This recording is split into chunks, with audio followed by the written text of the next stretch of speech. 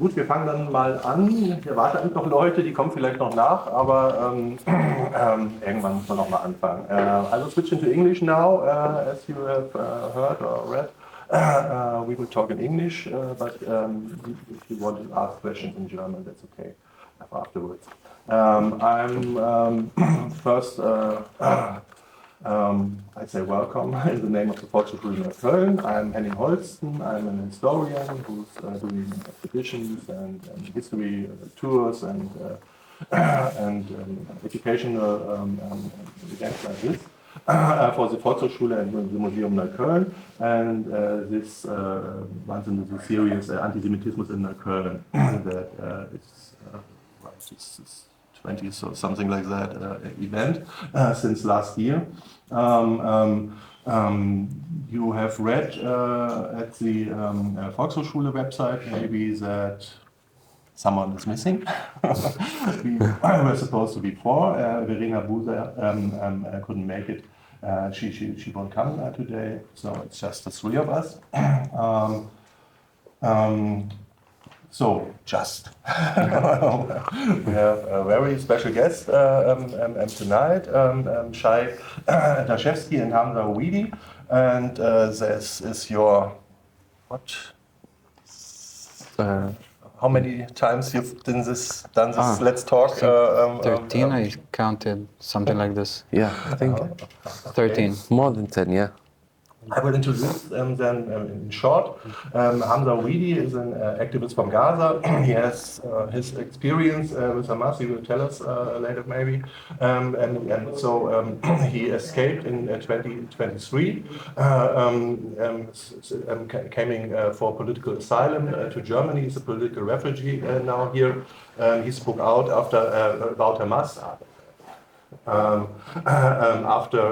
the 7th of October and became a respected interview partner and contributor for German and international media for what? Some weird bureaucratic reasons. Yeah. He was threatened with deportations this summer, but causing a great wave of solidarity and which was successfully... Nope, not yet. Not yet? Not yet. But we're glad to have him here with us. Hamza Ouidi, welcome in Nuekolln. This is Shai Dashevsky. He's an Israeli cook from Tel Aviv. Rishon LeZion, but it doesn't matter. He came to Berlin in 2017. Yeah. He's working as a chef, doing private catering and cooking workshops. One in our series, we called it "Cooking for against anti-Semitism" at first, but we changed that into "Hummus Habibis," and it was quite successful. And after 10/7, he co-founded the Berlin NGO Civil Watch Against Anti-Semitism, who's committed to document and combat cases of hate against Jews. He became publicly known for his activities on Berlin campuses in 2022, inviting students with his T-shirt, "I'm from Israel, ask me anything." And that's what we're going to do today. First, few words about the structure and some rules. We will start talking here on the podium about their personal motivation and political stance as peace activists and discuss some general issues of the conflict and the current situation in Gaza and in Berlin. Before we open discussion to you, so you can ask your questions, and we ask anybody to be respectful, and that means simply no insults, no yelling, and no lengthy lectures or prepared statements, please. You can ask anything, but try to keep it short and straight to the point. The talk will be conducted will be in English, but you may ask questions in German. So we start. The first question to Hamza. Please tell us about your experience under the rule of Hamas regime, about the reasons for leaving your homeland in 2023, and why you returned to political activism after 10/7. Yeah, so I was born in, before actually I was born, I come originally from a family. My grandfather, he's from Jaffa, and they were displaced, like the 700,000 plus Palestinians who were displaced back then in 1948, then for my family to go to Gaza and to move on from what happened in 1948 and just to have our own normal life there. But yeah, with the conflict, with Hamas, with the siege, with the occupation, it's never normal.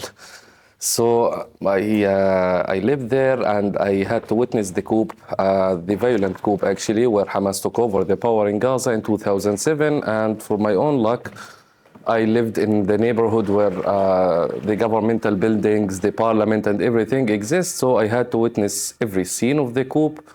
People thrown from top roofs or people dragged with motorcycles. The same chaos that actually came back to my mind on October the 7th, to see dead bodies, alive people dragged with motorcycles, and continued to live there because we just don't have an option. We can't decide how we want to live in Gaza. And I was just a quiet citizen until in 2019 we decided to form the We Want to Live movement, which was the society's movement against Hamas, calling for elections, better economical conditions, which got me arrested for the first time, and then to be jailed by Hamas with not a good treatment, and then to be released. And yeah, decided to keep my head down. And during that time, the military operations between Hamas and Israel did not stop until in 2021. I was almost killed by one of these airstrikes in Al Wahda Street, because it's the street where I live, and the bombardment was there, and I lost a very dear friend actually back then, Dr. Ayman Abu Al-Auf, who was sitting with me just 10 minutes before he was killed. He just decided to go home. And the only difference was just for 5 or 10 minutes. Maybe if I decided to go home with him, I would have not been here today. And the reason I'm saying that is just to tell you that no matter what is your opinion of this conflict, what is your nationality, what is your ethnicity, your life can end in just a second. It doesn't matter what you think, what you believe. Unfortunately, this is the reality of the conflict. A Palestinian or an Israeli, a settler or a peacemaker, you can be killed in a second. And then we continued until I decided to continue my activism in 2023, just months actually before the war, in June. And we decided to protest against Hamas, and I went out again. For my own luck again, I was arrested again by Hamas, and this time as a quote-unquote convicted criminal who earlier participated in anti-Hamas protest, and for the mistreatment to be worse this time. And after that, I decided that this is not the place where I want to live. I don't have a magic trick for the Palestinian-Israeli conflict. It's not my conflict. I'm just moving to Europe and I will have my own life. But again, the conflict chased me to Europe for October the 7th to happen. And when I saw what happened on that date, I was not anti-Palestinian on October the 6th, or I was not extremely pro-Israel on October the 6th. But when I saw the incidents, I was like, okay, I have to put all the criticism, everything I have against the government, the settlers, the army for aside now, because this can never be accepted by any means. So I decided to speak out against it and to condemn it and to stand also against the violent events that came after that in Europe with the protest and everything else. So, Shai, what was your political stance on the Israel-Palestine conflict when you came to Berlin? What has changed after the 7th of October, and what motivated you to become a political activist? Yeah, so actually I was political active long time ago. I started when I was 15 or 16 in a socialist Trotsky movement in Israel, and was part of many projects, many campaigns, demonstrating in the West Bank, but also being part of union, workers' union, and was active until my 20s. And I don't know if how many Israelis are here, but at some point I had fatigue, And I was in Berlin for a couple of months, and I really liked it.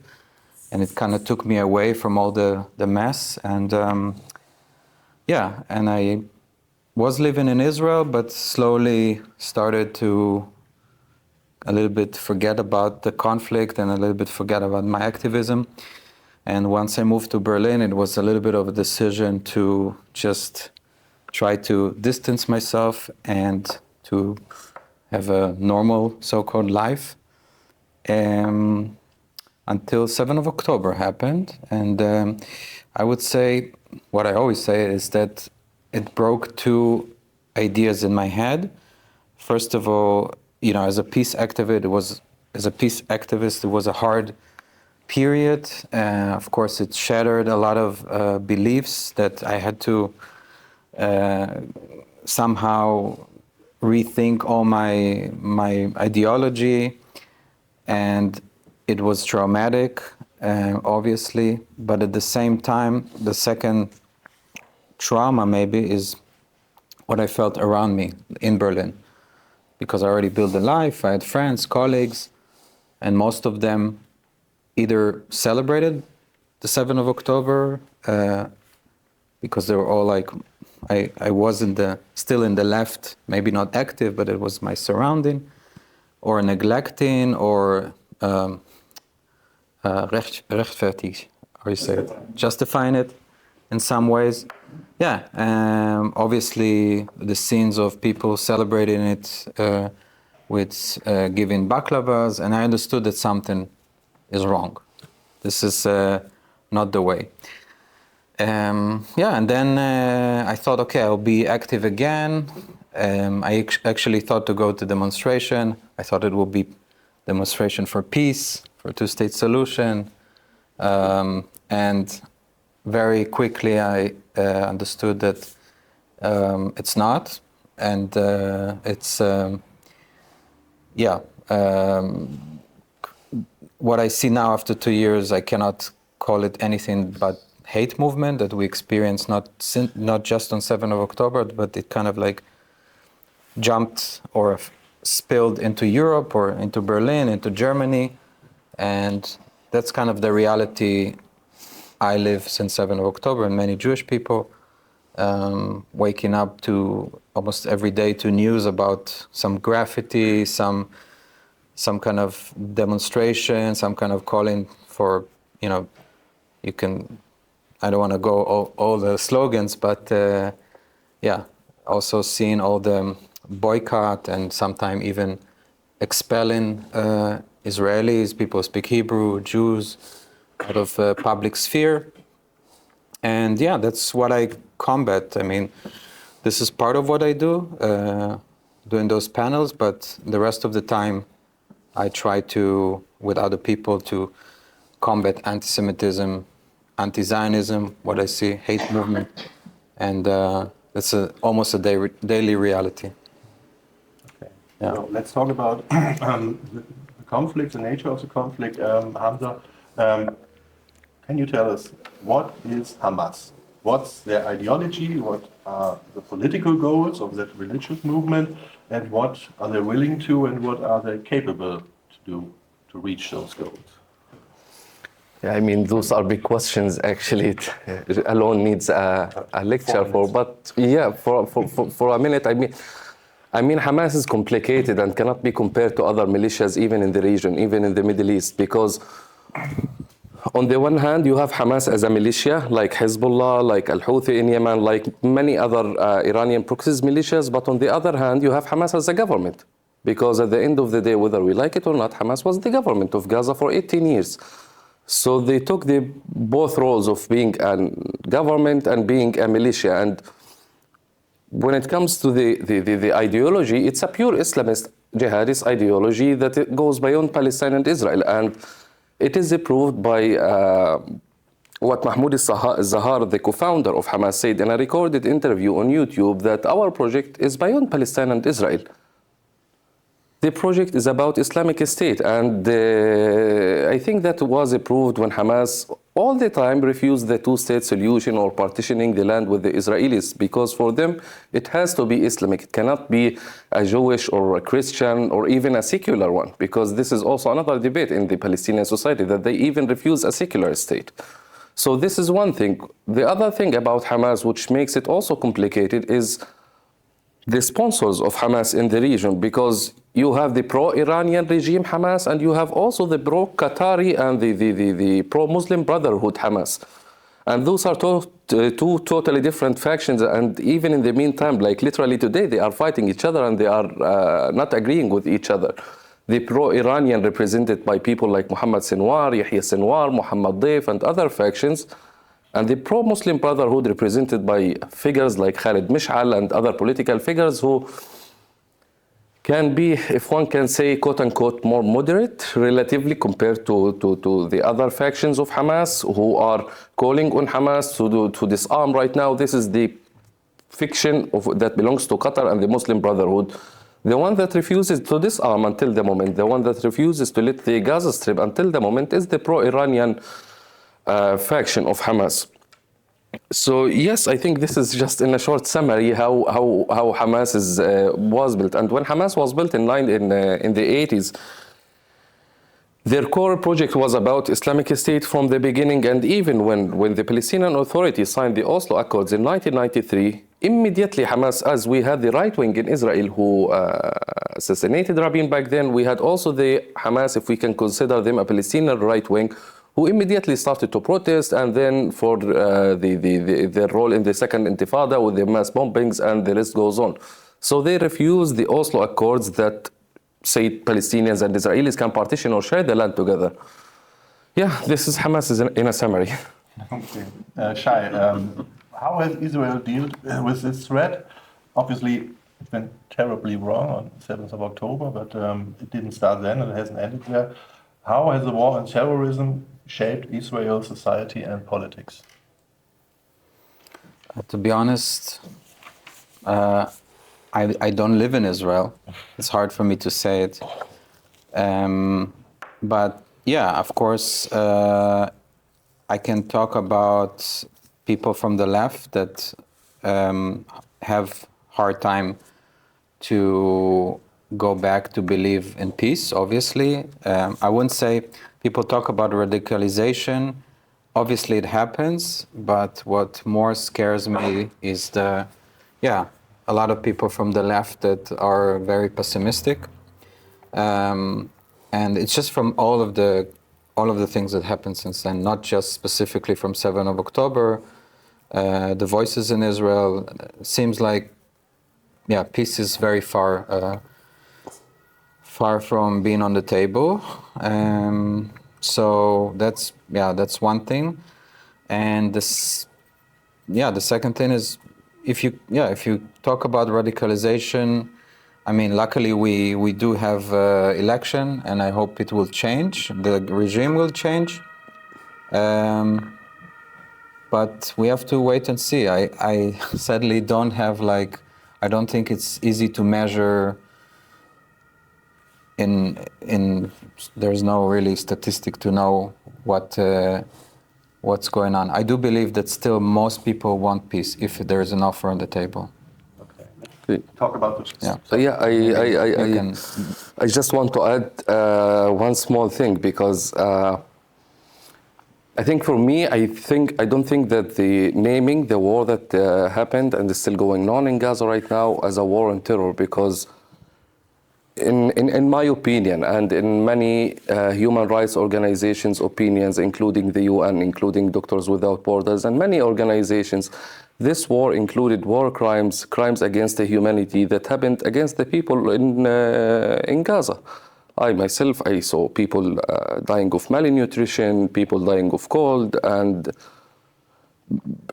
journalists being killed, including my cousin, by the way, who was killed at the beginning of the war, Mohammed Nasser Abu Huwaid, who was just covering as a media in Al-Shuja'iyya neighborhood, and that even went beyond to the international human workers who were just delivering humanitarian aid to the Gaza Strip. So I'm not sure if the name is proper, but What I think is most probable is that this war included more war crimes and crimes against the humanity and those people who committed this and perpetrated these crimes should be held accountable for that. Because yes, we hate Hamas, we want Hamas to be ended, we want the hostages to be released, we are against anti-Semitism, but that in any way does not justify committing atrocities against the civilians in Gaza. Shai, you want to comment on this? Yeah, I mean, there is no war without war crime. Never been, and there will probably never will be. If there will be, it will be maybe in the future when you can press a button and only kill Hamas terrorists. How hard it is to hear, it is the truth. And I'm saying there is war crimes. And sure, they should be investigated. But at the same time, I think that Israel did try the best they could, and if they could do more, I'm always for doing more, but yeah, that's just lead us to a place where, you know, we stop seeing it as two bodies that fight each other and put all the blame on Israel, while Hamas could, and that's my criticism on the left, that was only demonstrating against Israel, while they could demonstrate against Hamas, put more pressure on Hamas, release the hostages sooner, and as we see, the war would have ended the same day. Instead, they chose only to focus on Israel. From the beginning, blame Israel for not just war crimes, genocide, I'm not saying it's you specifically, and just neglect the other side that also have responsibility. Yeah. It's, I agree, but at the same time, we have to also be honest how we present things, like how war is represented, because this war specifically was really misrepresented and compared to any other war. If you take the war in Ukraine, how people talk about it, how people compare it, there's no comparison to the standard that Israel was held compared to any other war that I know, at least. Okay, we talk about this. But now we come to the current situation in Gaza. After 2 years of brutal warfare, we have, do we have a new situation? We have a ceasefire, we have the hostage release, and we have the glorious Trump plan of the greatest president ever of American history. Hamza, you wrote an article in the Taz last week about Hamas taking control of Gaza again. What is happening there on the ground? Is there a chance of at least stopping the killing and creating political structures for rebuilding Gaza? Yeah, I think this question takes us to the question of Trump's peace plan, because the two are connected and cannot be separated. The situation right now in Gaza is that we, instead of doing two-state solution with Israel, we did two-state solution in Gaza, and we have two Gazas right now.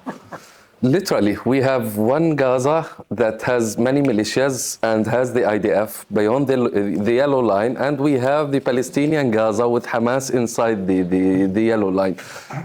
And yeah, according to Trump's plan, Hamas should be disarmed, Hamas should leave the government as a militia and as a government, because we don't want the Hezbollah model in Gaza for Hamas to be a militia but not a government anyway. So the plan say that Hamas must be disarmed, and that once Hamas disarms and leaves the government, a new Palestinian technocratic government will take the role in Gaza. But the situation right now is that Hamas is holding some territory inside the Gaza Strip in a very brutal way that I did not forget how it started. Once the ceasefire stopped, just 2 or 3 days, and Hamas started mass executions in the street against the Doghmush family, against Al-Majida family, against Abu Samra family. They attacked many Gazan families inside the Strip. And by the way, those families do not even work with Israel. And when the army asked them to work with them, they refused. The Doghmush family, for example, it's a very big family in Gaza. More than 300 people of this family were killed by the Israeli strikes. So yes, it's a very big family in Gaza, and in any way I don't expect them to work with the IDF. At the same time, Hamas is killing them. That doesn't matter for Hamas. If you work with Israel, if you work with the Banana Republic, they have their own reasons to execute people.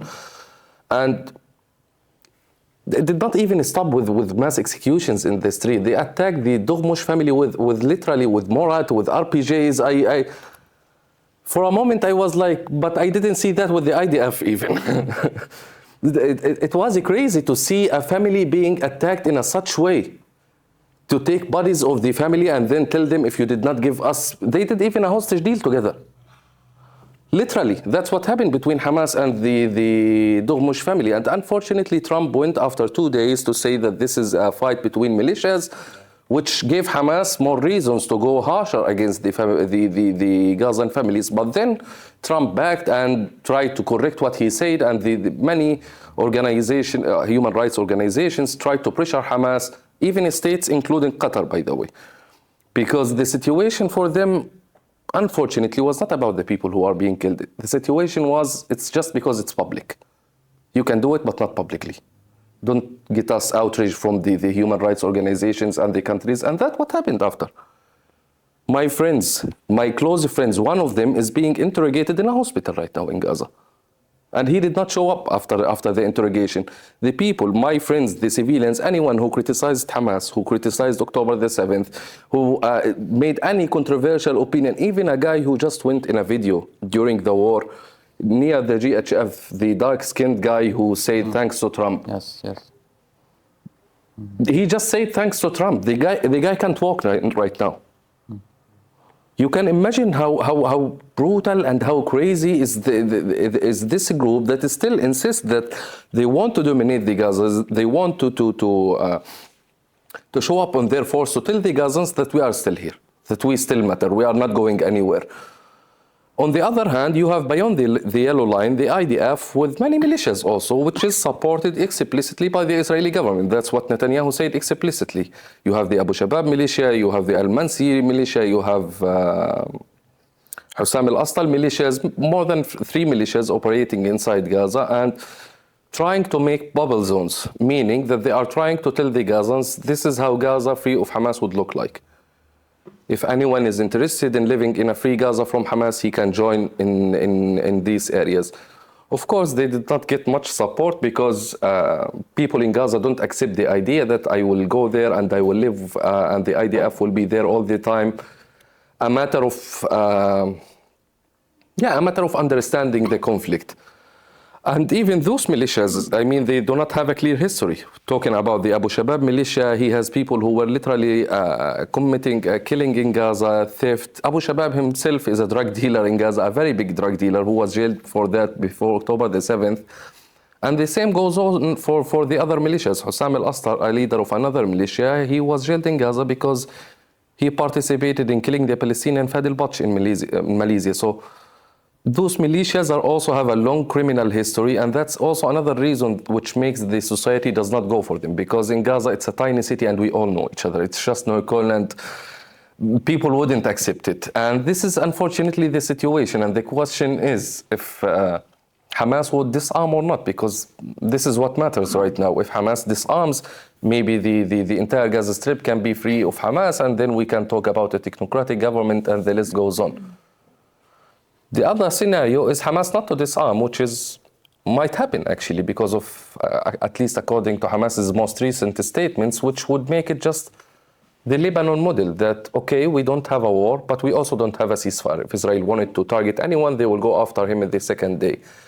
We don't have a rebuilding, but we have some areas that you can go and live and have a better life than to be in the area which the agreement, by the way, said if Hamas does not disarm, they will not deliver a humanitarian aid there. So people will go to the other areas.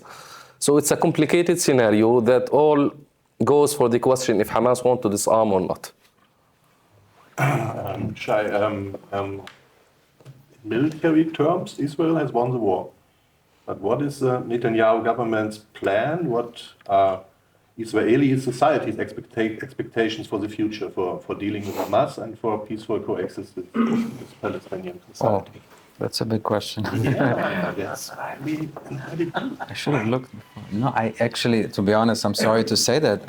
It's too big to me to answer. I can say, if I may, that I feel very disparaged, I would say, because what I see here, and again, that's what I see. I'm living in Berlin, living in Germany, and I almost have deja vu to, I would say, also 2005 when Hamas took over, that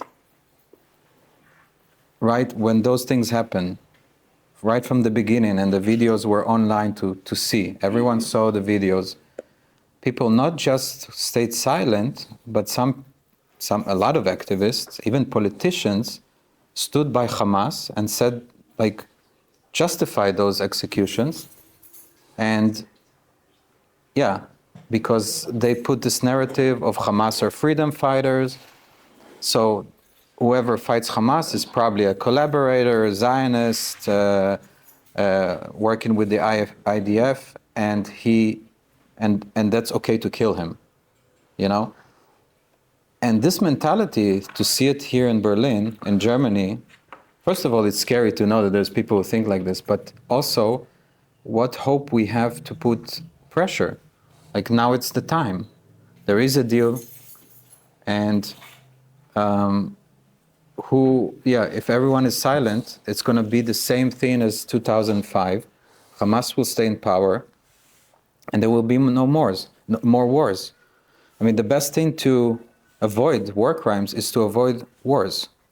And if we don't disarm Hamas, if Hamas will continue to exist, I have no doubt that in the end, something will happen, and Israel will have to respond again. And it will, again, not be perfect, far from it. And we should avoid this, I think. So, yeah, when I see the response, either the silent or the justification, this is really disparaging, more than what happened in Israel, what people think, if Hamas stays in power, and I think he will do everything to stay in power, or at least to hold weapons. He's not going to disarm, and this is very discouraging. So you've talked about the situation here in Yeah, Germany. but maybe once. Yeah, I think it's related because Shai, to an extent, talked about the future and what should we do to avoid what happened. And the problem that we have right now in Gaza is Netanyahu. The aftermath of the ceasefire is also a question of who is going to rule Gaza after the war. This is a question that everyone asks. And if you want to the right wing in Israel, to the Likud, to the Netanyahu, they would tell you, okay, we don't want Hamas, which we all agree on. We don't want Hamas for the future. They also don't want the Palestinian Authority, which I disagree with. But let's also put that aside. We don't want the Palestinian Authority. Who do you want? Yeah. This is the question that Netanyahu does not answer. Who do you want? Can you make him an offer? Just tell us who do you want so we can say yes or no. This is the problem, is that it's a vague language that you cannot understand who Israel sees as a good governor of the Gaza Strip in the meantime, except for the militias that is being supported right now. I mean, if any future would be for Gaza, it wouldn't be at the hands of militias with a criminal history. This is one thing. The other thing that frustrates me about those militias is Netanyahu's understanding. For sure, he doesn't say that I'm supporting the militias so they can massacre Israelis. Yes, I hate Netanyahu, but I don't think he is like in such a mentality. But he thinks that by supporting these militias, you will fight Hamas. You will make Hamas weaker. But this is the same mentality that brought us to October the 7th. That Netanyahu, earlier before this war, said that we should support Hamas to dimension the PLO, to stop the two-state solution. That's what he said in 2019 in the Likud meeting. That's what Smotrich said when he described Hamas as an asset. They did not like Hamas, but they wanted Hamas to fight the PLO, which Hamas did. But the moment they finished from the PLO, they exported the war to Israel. And I'm afraid that such a situation might happen with those militias. What guarantees that they would not fight Israel in the future? And you are not talking about someone with a good history or some. You are talking about drug dealers with guns. How can you ever trust them for security? Because the Israel's problem with the Palestinians is a question of security. They want security. How can you guarantee security with such groups? So unfortunately, we don't hear of an alternative from the Israeli government, a respectful alternative that should take Gaza for the future. So, well, let's get for the last one back to back to Germany, back to Berlin, back to Neukölln. We have the famous German Staatsräson, that means governmental support for Israel, but we have much less public support for Israeli warfare. And we have on the streets pro-Palestinian protest against Israel, against the war, and for, as they call it, global intifada. So the question to Hamza, what do you expect the German government to do or stop doing? And what's your experience with the German public, the political debate and the protests here in Germany? Those are many questions. I mean, yeah, for the German government, I think, yeah, before talking about the protest, I would talk about German's government from the war, because this is also a question for me. I mean, it's affecting all of us. And in any way, I could have never understand the German position, to be honest, or to see it as an acceptable one, because, as I said in a previous event, I still remember that it took the German government 20,000 people to be killed in Gaza, then for them to use the word war crime, that the IDF might have committed a war crime. And it wasn't because they killed Palestinians, it was because they killed the international world, whatever kitchen program. So this is one thing. The same goes with the arms, with the other stuff, because, yeah, we talked about the Staatsräson, which you say that it's supporting Israel. Other people translate it in other ways, supporting the Jewish people. Other people see that the German government is only supporting Netanyahu, not the Israeli society, which I think is true, because the support was more to the government than it is for the people. I mean, the people were protesting for a hostage deal every Saturday in Tel Aviv squares, every time. And Netanyahu's government did not want a deal, and the German government supported them on that. So they supported the government, not the society, in my opinion. This is one thing. Yeah, there is many things to criticize, to be honest, about the German government position from this war. And yeah, I find it weird, because, I mean, a few days there was, I think, an Israeli soldier who was doing an event here, Elkana Fiderman, who was doing an event titled Voices of Courage.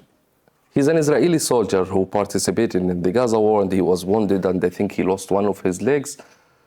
At the same time, in a public interview in Israel, he said, I used my dogs to abuse the Palestinian prisoners in state Yemen. He did not stop with that. He previously shared photos on his Facebook account of Palestinians, prisoners from the West Bank, blindfolded, handcuffed, sharing it proudly. And then for him to come here, and he also participated and was filmed in stopping the air trucks that was going to the Gaza Strip. So many things about this ex-soldier, and then for him to come to Berlin to give an event about Voices of Bravery. So this government allowed this, which is, I don't know if on a democratic basis should be accepted. On the other hand, the same German government might arrest me if I said free Palestine from the river to the sea. As simple as it is. Which I don't think it's a good thing to say, but I'm trying to give you the comparison of what can hold you in a jail and what you can do and just go freely. This is the German government. If we are going to the German media, I'm sorry if any one of them is here, but I can't call it a media. I mean, it's just repetitive and reproducing what comes from Al Jazeera or what comes from the IDF statements. It's not real journalism, to be honest. And then for the protest here, which, yeah, can be described in many ways. I mean, I was one of the first people from the Middle East as a Palestinian, as a Gazan, to go and criticize the protest movement when it started in the US, before it was even exported to Germany. Because I saw the wrongdoings. I saw anti-Semitic chants, I saw chanting for Hamas, I saw chanting for Intifada, which I totally disagree with. I want the war to end, I want the hostages to be freed, I want more aid to Gaza, but I would never call for Intifada in a street. I would never call for mass bombings or Hamas, the same regime that tortured me and caused me to leave the Gaza, and then to see people saying that they support the Palestinians, but they also chant for the same regime that tortured me, that killed many of my friends inside Gaza. So it was hard to absorb. But the thing that I always like to make it clear that, okay, I do criticize the movement for these reasons, but I'm not here to demonize the movement as a whole. Because I think generalizing everything about all the protests that happened in Berlin is wrong.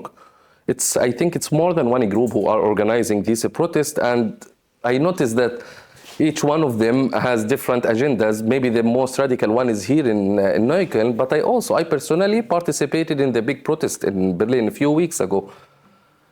I'm not sure who organized it. I have no idea, to be honest. But I did participate, and I said to myself, if I saw a single chant that I don't agree with, I will leave immediately, and I didn't see. And I stayed and I participated in this protest because, yes, I do want this war to end. I want the hostages to be freed. That's it. That's why I participated in this protest. So what I'm trying to say is for us not to generalize on all the protests or all the pro-Palestinian movement. Okay, Shai, same question to you, perhaps with some words on the Linkspartei in general and especially in Nuekolln. Yeah, so I will maybe it will sound a little bit more generalizing, but after 2 years, I have really hard time to see any difference between the core of the movement and the statements and the people who oppose it. It seems like, yes, there is people who want something different, something more peaceful, but in the core of most demonstration that I saw, that we see, we talk about very hateful anti-Zionist, anti-Israel protests, and even after the ceasefire, it's continuous, it's just getting worse. And most of them, for me, are not against the war. It's just against Israel, against Israelis, against Zionism, against everyone who holds this opinion. And since 2 years, that's pretty much all we hear on the street, and people don't feel safe because it created an atmosphere where everyone who even talk about Israel, can be portrayed as Zionists, and then not just Jews, it's like a monster that grows and grows and grows. And I hear even people from the Linke, because we have a lot of event in the left party, and they also start to experience it. If they say the wrong thing, they marked as Zionists, they can be expelled, they can be threatened. There's many politicians who left the left because they get threats from their own party because they're Zionists, whatever it means for them. So I think we have a big problem here. And I also, for example, don't want, if this soldier is a war criminal, I don't want war criminals to also go around without any consequences. But I also don't want all those thousands of people on the street to go without consequences, and people who call for death, and also people who call specifically to kill Jews. Maybe in Arabic, maybe you don't understand it, but it happens a lot. And those people continue to do that. The police knows about this. We have videos, and nothing happens. And we're not talking about one person, 2, 3. We talk about a lot. Let's say like this, I see them on the street. I see them on video, and then I take a bus and I see them on the street. So that's my criticism of Germany, because I live here. I don't live in Israel. If I would live in Israel, I will feel safer. But here, those things are neglected. There's no consequences. And then you have part of this. You have a lot of Islamists. You have people from the Muslim Brotherhoods that they operate here freely. And we're talking about Hamas just without weapons. That's pretty much, Hamas is the Muslim Brothers. So I have really problem to imagine any future for Jewish people in Germany. So my criticism is, it's about the government that doesn't do enough. The left that created, I think, or maybe not created, but rode this wave of anti-Zionists that is so cool. It gets you a lot of people. It gets you a lot of votes these days. And they fuel a monster that for me, I call it hate group. I don't want to say anti-Semitism, it's hate group. It's a hate movement.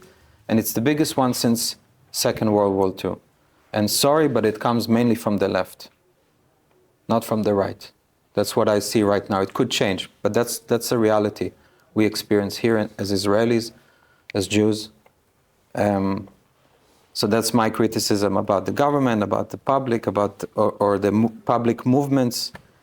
And yeah, I also wanted to say something about the media. It's also problematic from all the reasons you said, but there's also right now, what's their name, ZDF, just found that they work with Hamas journalists. And I'm like, yeah, I don't know what's journalism today. And I don't know if it's really important. Like, they spread those things, but most people are, you have the internet. I don't know what's news today. Seems like nobody does this work. And people just like listen to influencers, and nobody does the real hard work and digest the information to the core. Do you want to comment on this, or shall No, we open to- no. Okay. I think that's a lot of input, a lot of stuff to discuss about. So you can ask anything. But I have to remind you, please, short questions, not long statements, so we all have a chance to participate. Who wants to start? Yes. Okay. I only wanted to say thank you for sharing your experiences and also your perspective and your knowledge. Thank you. Thank you.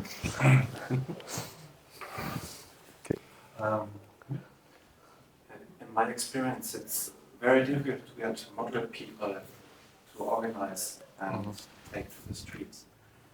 Personally, a year ago, I was quite disgusted by the big demonstrations we had in the anti-Israel demonstrations.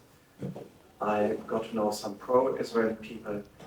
After a while, I realized, okay, some of them are quite politically naive, too much to the right for my taste.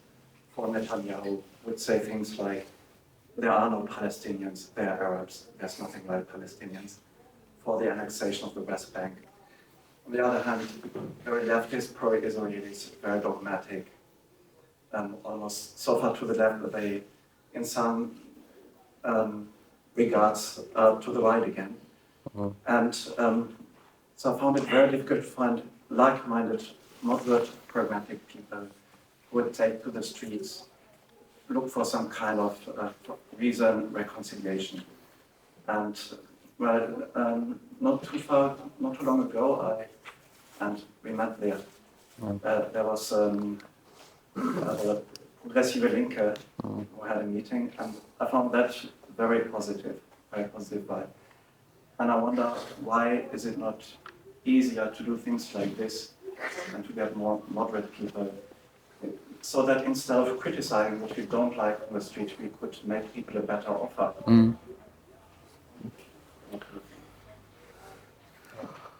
Yeah, I think. Do you want me to answer?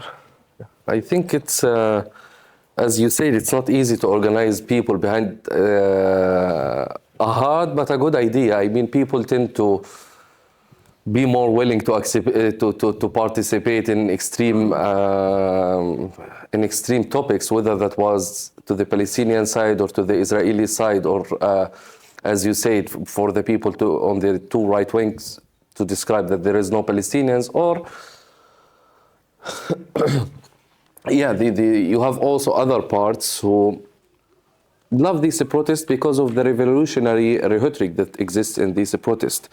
As I think Shai mentioned before, the rhetoric, the revolutionary one behind armed resistance, that goes to Fanon, and then to say by any means necessary, I think this is what you meant. But yeah, it's for people, this kind of topics is more acceptable. To give a revolutionary extremist one, this is why people like Piers Morgan would get the most anti-Semitic people with the most pro-Hamas people to argue together, and Piers for him to watch for them, because it gets clicks. It's working online. People like to see this stuff.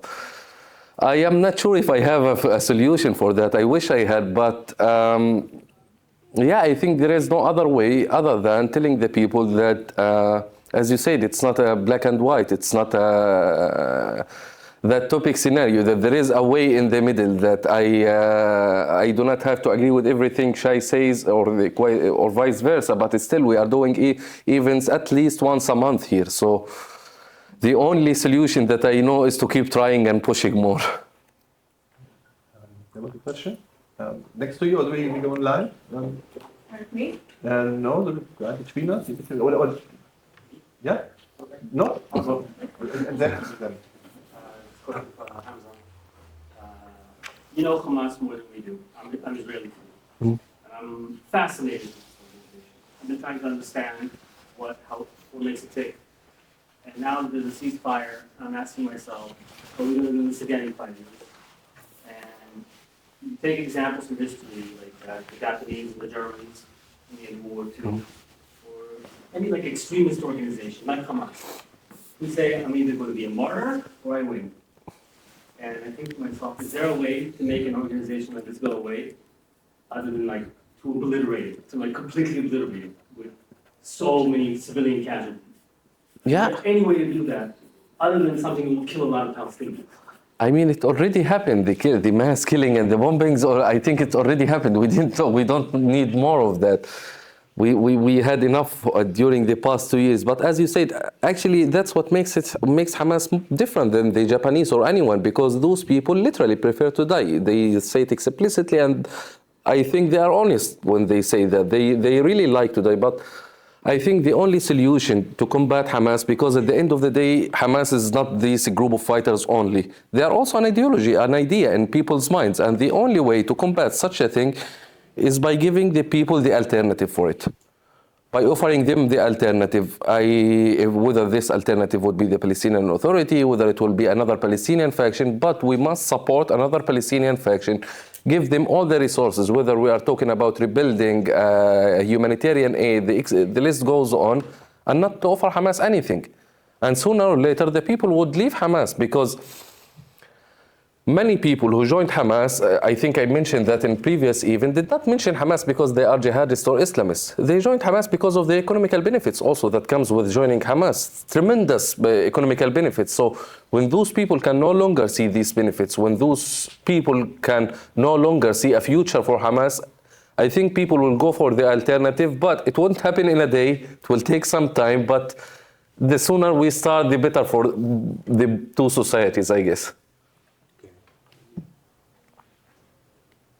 So first of all, thank you all so much for being here, for speaking. It's very interesting and important and brave. So my question is about the alternative, actually. So about the Palestinian Authority. So on the spectrum between two-state solution, everybody's happy, everybody has their own place, nobody wants to kill each other, and destroy Israel and kill all the Jews. Where do you believe the Palestinian Authority stands? I know they also have internal factions. They also have a complicated history.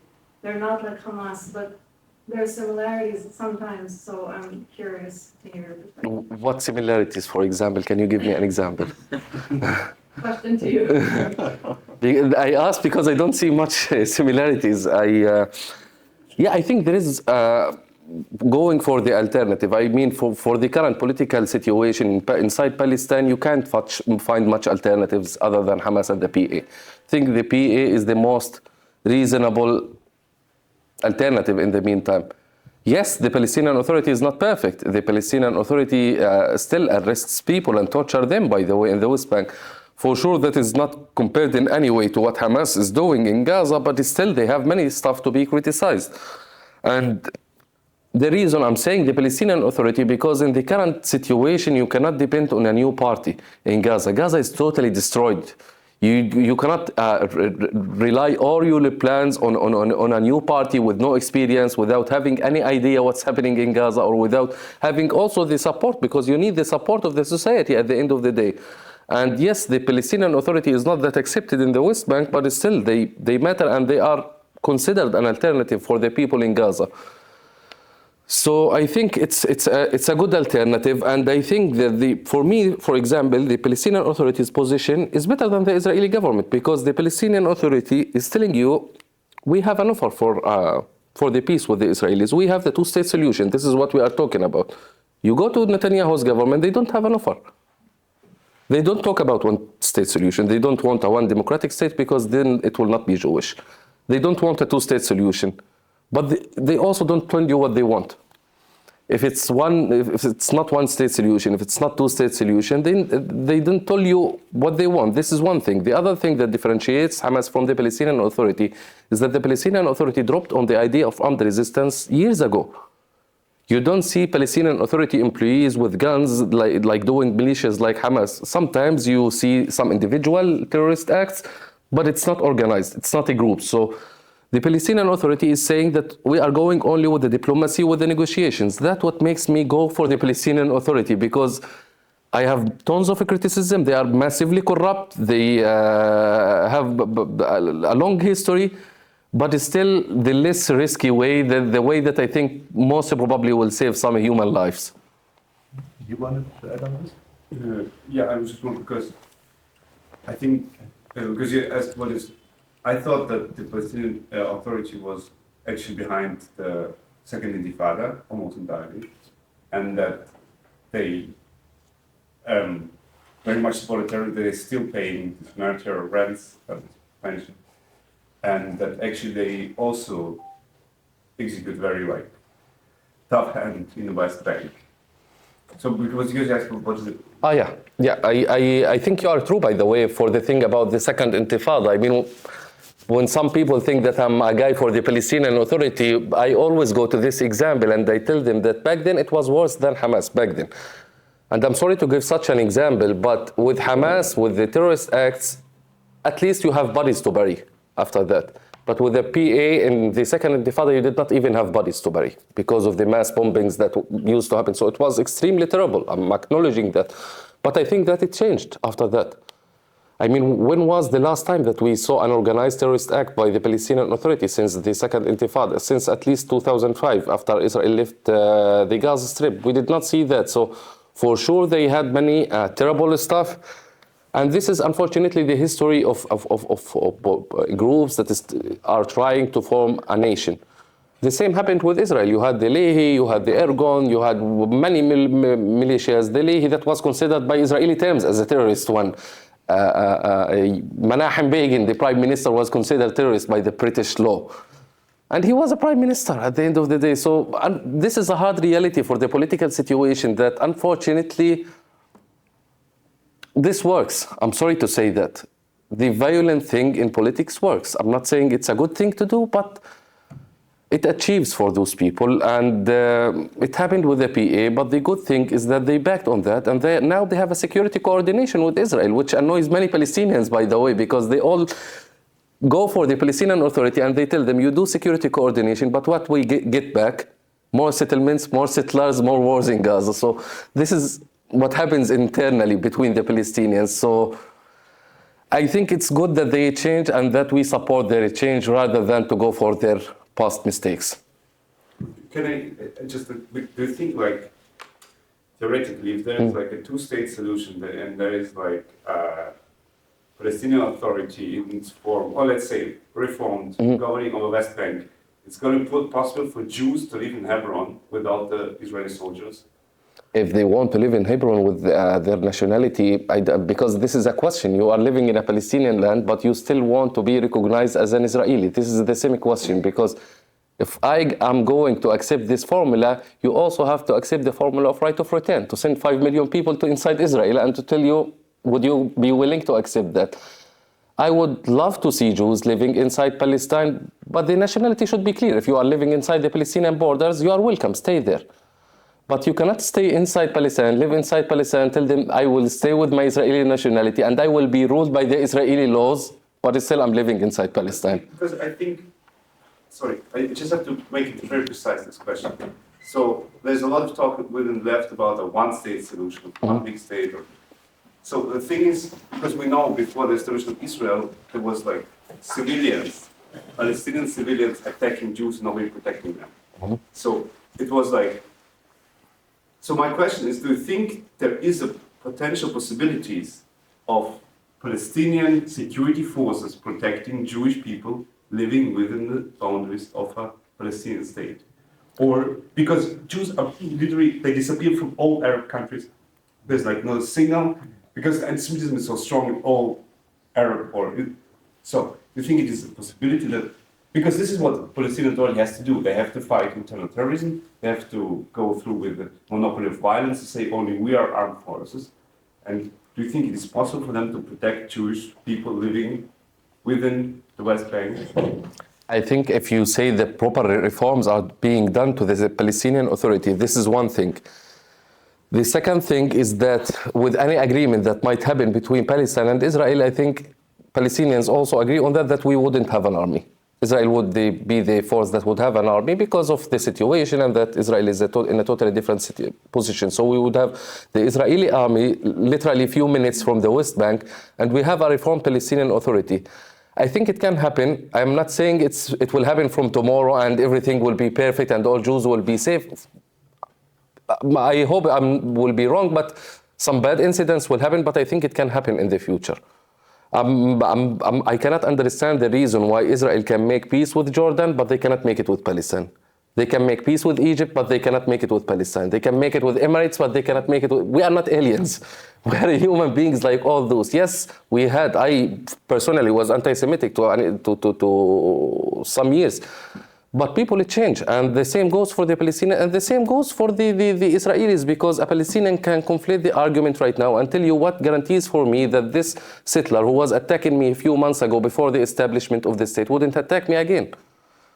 It's a question of security and ambiguity. I can't give you a 100% answer, but as you said, if there is a proper reforms, a proper security coordination, I think that can be done. Okay, there was a question, the lady behind you?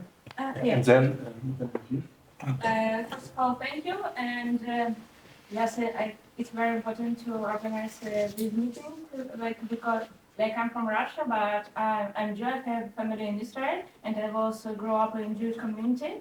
And my husband, he's Arabic Muslim, and and I wouldn't say that the last 2 years were very easy for us, to be honest. And because it's always difficult to say for example, if I say something about Bank, Jews or Israeli, I also do Instagram and people also Muslim. I have no political Instagram, but about our relationships and so on. And if I say something about West Bank, I say, okay, you support Hamas and blah blah blah. Or if I say about Hamas, other sides say you support Netanyahu, and it's very difficult to be. I don't know. I don't mean between, but not very right or not on the one side sort of thing. Yes. And I think the problem also that when we discuss, we have different facts. Just I read something. Someone told me I don't believe. Oh, it's not true. And my question for both of you, maybe you have some media which you trust, or you think that probably it's true. You want to start? Yeah. But if not, I also. No, but I think it's interesting because it goes back to the other point about why people go to those demonstrations, and I think that's beyond Palestine and Israel. People search for simple solutions these days, and they don't want to see the nuance. And I don't know, facts, I would say truth, people cannot think about more than one truth. I think that's really something that I see so much. Even if they will see facts, and many facts, they will, if they have already the indoctrination that we see, most of the time they will not believe. It doesn't matter. It's not most of this conflict, how sadly not Israelis and Palestinians see it, it's not about facts, it's about ideology. And it's sometime I do go to universities, and most of the time there is a crowd, maybe silent, that wants to hear about alternative wants to help moderate. But sadly, we have a reality where you have people that I don't know how to. I really don't know. That's the scary part, how to handle it, because they cannot hear more than one truth, or that's why they will never hear any fact that doesn't fit them from both sides. And we have to. I mean, for example, this demonstration, which was really good, was very small, and I thought, okay, that's what we needed 2 years ago, or stuff like this. But if we don't support the moderates or people who see the nuance, we are doomed to always fight this big wave of that's what I think and that's the only reality, especially if they are too much on social media. So my answer is not like I don't know really. Like, of course I can give you a list of things that I think are more objective, but in the end, when you talk to people, it's sometimes really you don't talk to people. You talk to an Instagram page or a Twitter page, and that's a hard thing to deal with. I think he knows the situation. I mean, if you are asking about facts about the conflict, I mean that goes for historians to read for some historians on the Israeli side. The historian that I like to read to is Benny Morris, and I think he's a well-respected historian, and I do recommend reading for him. Also, Rashid Khaldi on the Palestinian side. Except for the 100 years war in Palestine, I don't like it. But yeah, his Iron Cage book is, I think, is very, very well done book. And yeah, I think those two recommendations are good. But if you are talking about the media, I cannot recommend anything, unfortunately, even Arabic ones, because even during the war, because I'm activist on Twitter and I write many tweets, like for me, the same news that I would post, I would check from 5 resources in Palestine, because the same mistake happens always. You will find that something was fake in what you wrote and you have to delete it, and it's embarrassing. So it's not easy, and there is no trusted media that I can go after. Each one of them has its own agenda. I mean, for the Israeli side, if I would like to read something maybe to the center, I would go for Jerusalem Post. Sometimes I like what they write.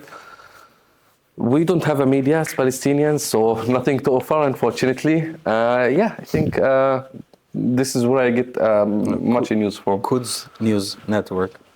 If you want to watch Palestinian Islamic Jihad, then I do recommend it.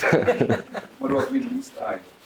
No, Middle East Eye is run by a guy who, yeah, it's a long story. Rami Abdo, the guy behind the project, is well connected with Hamas. I mean, in Gaza, we say, if you want to know the guy who was killed, Hamas or not, go for Rami Abdo. If he mourned the guy, then he's definitely Hamas. The guy has literally, like, he justified the executions, and even we doubt that he transfers info for Hamas. When we were reporting the public execution, he was putting for them the info that this is embarrassing online and the world is talking about you, so they stopped doing it publicly. So it's extremely pro-Hamas, and there is many articles that prove what are their agenda. I mean, those people literally justified the killing the Fatah people, the Palestinian people. So you can imagine what goes for the Israelis there. As far as I know, this is like my source of information for my leftist pro-Palestine friends. Oh, then it's a problem. It's a real problem. I do not recommend I it. didn't know this, but so you know. Yeah, it's, you can find him. I mean, it's on the website. I'm not telling secrets. You will find Rami Abdo, go for his profile, and then you will know what I'm talking about. Okay, that's an important warning. Then, yes, you? Yeah, first of all, I also want to join everyone. Thank you, and thank you for being here. And it's sad for me to say that it's brave, but it is. Because, and that's one of the things I struggle with these past 2 years, is that being moderate has somehow become extreme. Because when I talk to my friends back in Israel, they see me as an extreme left. When I talk to people here, to activists, they see me as like a Zionist colonialist state. And I'm neither, obviously. So, I think my question is, and this makes, I think everyone feels hopelessness towards this situation. So I think I have like the two questions I have is one, how do you deal with like being overwhelmed with like hopelessness to affect some change? And the second thing is how on a personal level can you promote like actual genuine conversation and not just sound bites and I don't know, like just throwing away extreme slogans. You want to answer? First question was emotional level? Yeah. Yeah. How? Yes, I'm curious. The overwhelming. About you, like how you feel. Yeah. Like. Therapy once a week, of course, I would say that. Yeah, I would say surround yourself with people who at least don't call you those things as much as possible. And yeah, it's hard because it's all over. It's on the internet and on Instagram. I think But then you feel also sorry to interrupt. Then you also risk being in an echo chamber. No. You surround yourself only by people who are. You want me to answer? I mean, for the first question about the overwhelming, I mean, maybe if we hadn't police here, I would have told you drugs, but yeah, I can't. I'm kidding, for sure.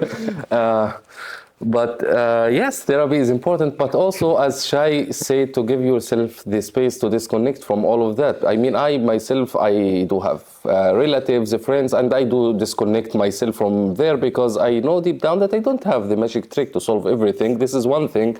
And that for the fact that my life is important from all the shit that goes there. This is how I do think.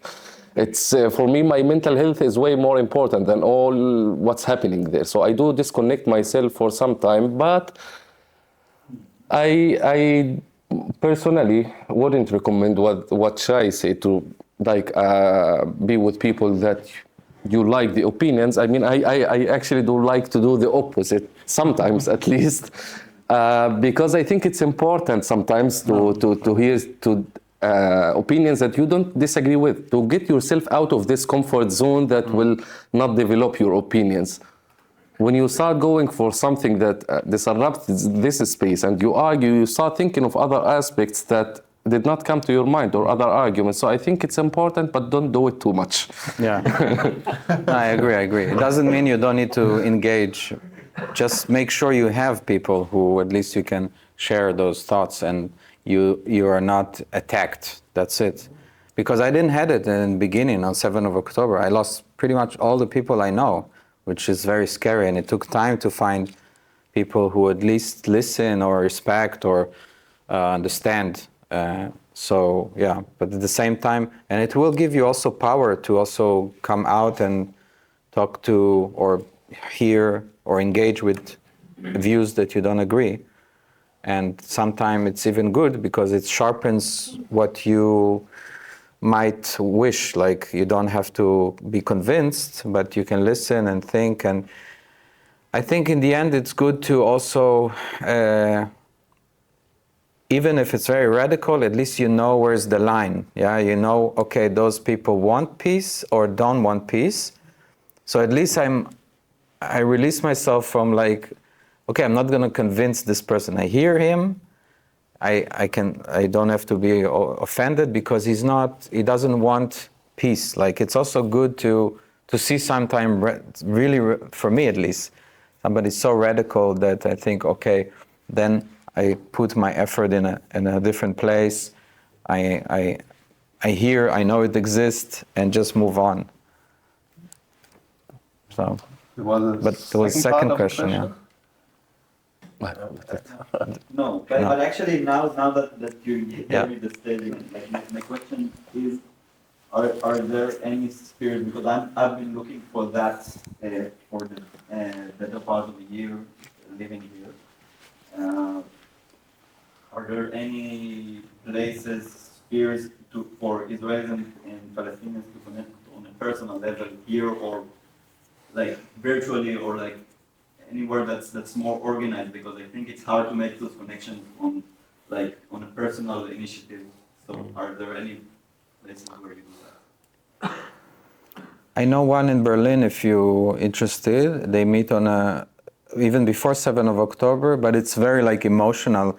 It's not political, really. I mean, it is political in the end, but they're not public, and it exists, yeah, in Nuekolln, yeah, in Berlin. But not a lot. It's very sad. Yeah. Even me, that I search for more after 2 years, I cannot really give you a lot of offers. Yeah. It's I hope it will change, you know. I have two questions.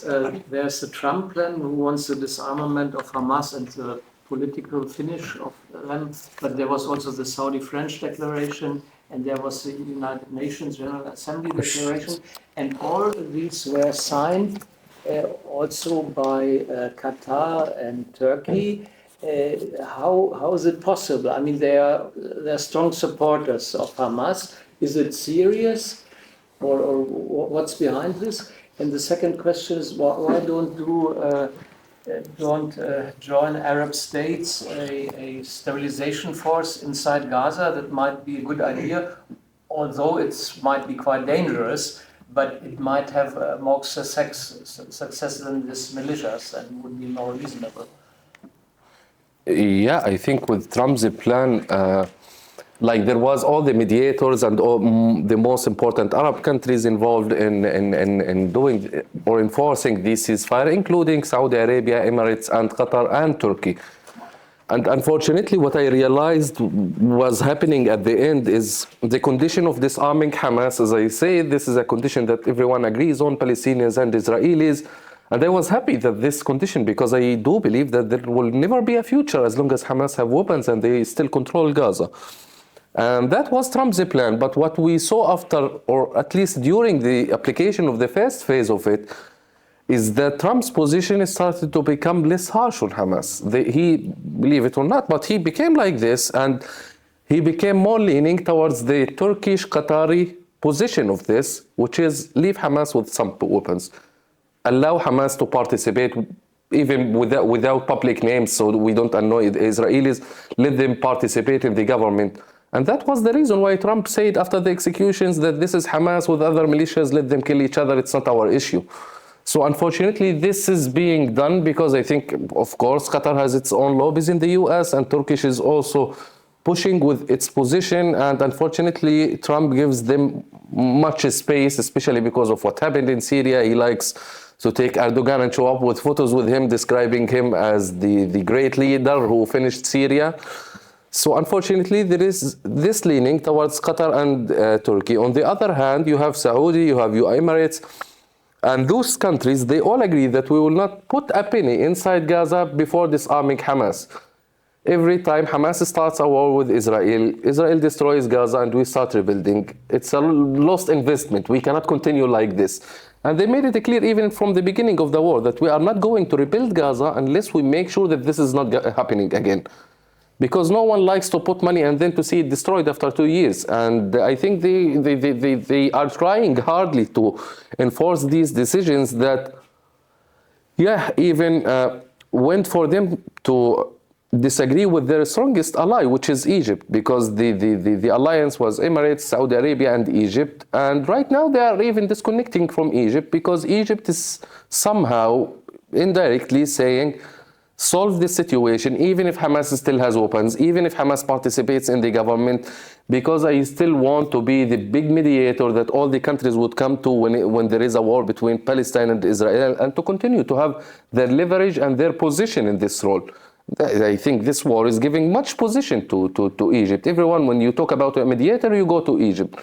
So Egypt is also became suddenly in Turkey and Qatar's position and to give Hamas some space. and you have the other one. I'm not sure which one will succeed. I mean, each one of them has his own lobbies, and they do push much and give, plane gifts, investments, everything. So let's see who pays more. There was a question? To me, it seems that you're almost the only public Palestinian voice in Germany, or even, I don't know, worldwide, which is able to criticize, on one hand, Israeli politics and the war, and on the other hand, Hamas, and can also talk very clearly about what the 7th of October was and what happened there. Why is it so? I don't hear other Palestinian voices in Germany or abroad who can do it in the same way. Is it like because of propaganda? Is it because of support of Hamas? Is it because of pressure? Or why is it so? Or are there other more people, more voices which I haven't heard yet? So first I would start to note that I'm not the only weird guy. There is other people like me. My boss, Ahmed Al-Khatib, you have many people. It's still not enough, I would say. This is, I think, what you were trying to say. It's not enough people doing it in this way. And I cannot give all of that to one reason. There is multiple reasons for that, and each group has its own ones. One, for example, is those who have family, who have a connection in Gaza. If my family was still in Gaza, I would have never said any of that. I would have never went on an interview or a public event, because I know what will happen to my family in Gaza. So there is this danger from Hamas, and you also have the societal pressure, because the society also imposes its own pressure. If the society saw you talking to Israelis, then you are less Palestinian. If the Israelis saw you talking to Palestinians, you are less Israeli. You are, I will be named anti-Semite if I use the word. I'm not. So it goes both ways, that we have this societal pressure that even goes to the protest movement itself. If we are a group of Palestinians and you did not participate in the protest, you are not coming to our next event. And that happened actually in Berlin, that they started to disconnect from each other based on who participates and becomes with the society, no matter what was the idea behind it. And third, you have those who lost people during the war, and there are many in Gaza, and I find it hard for those people, for example, someone who lost a brother, a father, a mother, to come and speak the way I do. I think we have to give them a space to be angry, a space to be sad also. And you also have another group who say the phrase that I think many people will not like: it did not start on October the 7th. It goes beyond that. It happened in the past. If you're going to talk about October the 7th, then let's talk about 1948. So I think there is multiple groups, and for sure you have the groups who explicitly support Hamas. They are none of any. So yes, I think there is multiple reasons. I'm not sure which one is the biggest, but yeah, I think it cannot just be summarized with one reason. Other questions? Yes? I have to ask, you mentioned Ahmed? Yes. You said he's your boss? Or Which Ahmed? Al-Khatib. Al-Khatib, yes, he's my boss. On the Atlantic Council. Unfortunately, he's my boss, yes. It's on camera. No, it's fine, I'm kidding.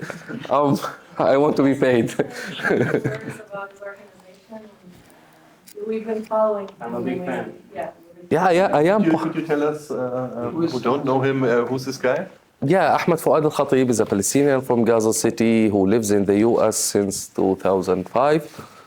He founded the organization, the Alliance for Palestine, trying to be an umbrella for the moderate voices in Palestine and to go with a new narrative, a new way to address this conflict. And I am part of the organization. I am part of Alliance for Palestine. And yeah, we are trying to give another voice for the Palestinians, another space for them, because unfortunately the moderates on our side, also in Israel, they do not get that enough space to speak. A Palestinian who wants to condemn or to criticize Hamas would never get a space in an Arabic media. That's a dream. And yeah, we are trying to be a platform for those people, and we are not looking for self-hating Palestinians who hate their identity and would tell you, oh yes, Palestinians and are all terrorists and we have to get rid of them. No, we are trying to see people who do not play this change team game and trying to really have a solution, a pragmatic solution, to go out of the taboos that was surrounding the Palestinian view of the conflict, you know, the right of return and or from the river to the sea, to break these taboos for the Palestinians and to tell them this will never happen. You have to go beyond that and to think with the current reality that you have right now on the ground. So yeah, this is in a summary what we are trying to do. Anyone who's interested in moderate voices, I highly recommend following them. Sure. Do you have a platform or a website? Or? Facebook page. Yeah, Facebook, Instagram, website, Substack, whatever.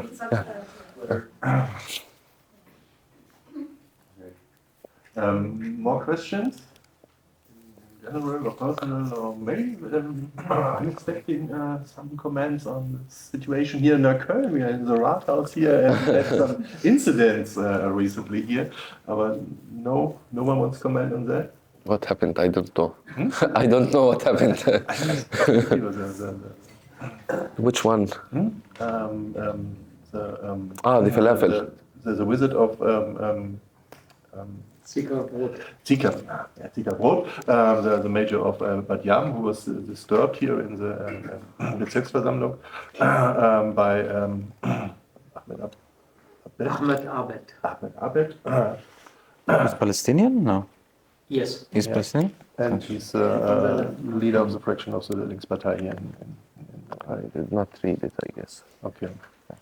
But if there's no... There is so much happening. Yeah, it's every day. Cafe Dish, Yeah. Gaza around the corner, it's like France and whatever. Yeah. And like it's actually really a situation where we have to think how to react as well as a like just the person who lives here. Or Yeah. Shai, would you say something Think about you know the Bible? About the Bible and the threats? Yeah, I mean, Beisel is have threats since pretty much since the beginning of the war. I mean, they are already known to be pro-Israel or pro-Zionism, and Everyone knows what the Bible is. I don't know how to translate Programmschränke. But you know Beisel, no? It's a bar, pro-Israeli bar. I think most people know. Yeah, but that's the situation right now. I mean, I think every room you enter, you have to think twice if you say you're from Israel, or if you're Jewish, then you have probably might be asked if you support what's going on, and if not, there's consequences. Yeah, what else to say? I mean, we have all the time many events. You can add if you want. you were getting like screamed at, like as soon as someone like hears that you're from Israel. Yeah. And actually like Weserstraße has a real problem with that. I mean, there are like a couple of like locations where people are really like it's really uncomfortable. I mean, it's straight out. Yeah. Basically. Yeah. And you really have like 3-4 like one cocktail bar and then like coffee bar, things like that. It looks like super normal from the outside, always very clear, friendly, inclusive, whatsoever. But some of them had like really problematic. Yeah. And it happens really on a daily basis. Yeah. It's hard to even know, because sometimes the more progressive it is, the more you might be in trouble. Yeah. And But how does it affect you? Like, I'm Israeli, I live here, I don't feel especially, like, I don't have the perspective of time because I'm new. You can answer. I have the perspective of Martial arts and alerts in Tel Aviv, and I feel safer here, I would say. And, you know, like, yeah, of course you meet, like, at work, you meet people that, you know, want to know where you stand, but the things that we are doing in Gaza are very terrible, and I think it makes sense that people want to know where they stand and where the Israelis stand. Yeah. Yeah, if I can interfere in this, I think there is two things. One is the difference in opinion between two individuals, which is completely fine. You can have this however you want. But the thing about Basil, I mean, for me, I totally disagree with many opinions of Basil. I'm not a big fan, to be honest. But still, we are friends. Like I'm a friend of the owner. I'm a friend of everyone there. But with the opinions, we disagree, and I find them right wing. For me, they are right wing. That doesn't mean devils. The right wing is not a bad word, by the way. Interrupt you here because like what Basil is doing is not like just like it's not just about like Israeli-Palestinian conflict. There is a lot of like feminist thoughts whatsoever, and the fascist part. It's not just from like it's a thing which exists quite for a while, and it like I could never call it like right wing. Like it comes really from the left, and maybe in that topic, it's just not just that topic. Can I? Okay, but what's your... Yeah, I think you're talking about some special positions that they take going back to my point, as I said, right wing is not a bad word. It's not an accusation. So when I say right wing, I mean right wing with their opinions when it comes to the conflict. Because I have been in Basil many times with Shai, and I know the people there. But to finish my point, consider them a right wing. For me, Basil represents, at least for me personally, the core idea behind democracy. Is that this something I don't agree with, but still it has the right to be there. It has the right to do their events, as I do have the right to do my own events. So for me, I want the idea of Basil to continue in Nuekolln, even if it makes me not so much comfortable, but this is the basic foundations of democracy, to see something yet that you disagree with, but it's open, it's still doing its events without having the danger or having the reality that they are receiving, not only threats, there have been attacks. I remember when I came after the attack, and then to see the posters of Alex, the owner, to be threatened to be killed. So it's not only that they threatened, they already attacked the place. So for me, I want this place to be protected. As the Rathous, as any place else, they can do their opinions, they can do their events, say their opinions. I would disagree, but still, both of us has the right to do this discourse, to have an opinion, to have a position from the conflict. This is the core of idea of democracy for me. I wanted to ask you because you seem to have lost a lot more leftist friends. Maybe you're the champion of losing leftist friends. But I think like, my biggest observation of this realization was really how anti-democratic and how anti-liberal, how anti-human rights, basically, anti-humanist all these movements are. The people who I consider feminists and that they celebrate, or let's say they say it's justified to use violence against the political opponent. They say that the entire West is committed, that all concepts, so basically cultural relativism, living in the West, enjoying all the securities of the West, basically really saying, okay, it's okay to attack people, because you also said, what's your feeling of security? Because I think what was for me, my children were going to school in Kreuzberg, and I realized if something happens to them because they're Jewish, my leftist friends will say, well, you know what happens in Gaza, that's what they do. And I think this is like because we're all. But that's taking that to the very extreme. I think what we're talking about here is about Israelis feeling unsafe because of speech, okay? Generally, because of graffiti, because correct me? No, it's not about, because it goes much deeper. We are very much afraid of the AfD because they're really aimed at dismantling our democracy and establishing a rule of violence. And I think this is for me the biggest realization that these people who consider them queer and leftist, my friends from the artist sphere, are themselves aiming at dismantling democracy and aiming at our core freedoms and personal spaces by saying, oh, you know what, if something, we're not going to troll I couldn't agree more, but I don't think that's the issue. I think we're talking about Israelis feeling unsafe because of criticism against Israel and because of threats and violence. That's obviously, I think everyone here would disagree with, but I think there's also like, I think most Israelis that live outside of Israel or in Germany usually feel unsafe because of graffiti, because of speech, because of opinions. Some of them might be very extreme. It's not exactly, you know, the issues of the far left that I also like don't like. But I don't get it, because you pull such a hard line between, okay, the threat is for me to be stabbed or killed. But this is like just the last stage of dismantling democracy, where people find it acceptable to be attacked for your whatever position you have. And this is what we have. If I can sharpen it, first of all, even if it's graffiti, I'm not saying that is the threat. Graffiti will not attack me back. But when you see it too much, and that's another thing, I'm not saying you, some Israelis just shut themselves down and they just do what they do, go home, go to work, they don't talk about it. Maybe they hide it, maybe it's a little bit of like, I know it's not comfortable, but the more you see it, the more you may be scared. I don't know how you call it, self-censorship or something like this, but sadly, it takes one or two incidents that I don't wish you to happen, that you might see that it can go on beyond just criticism.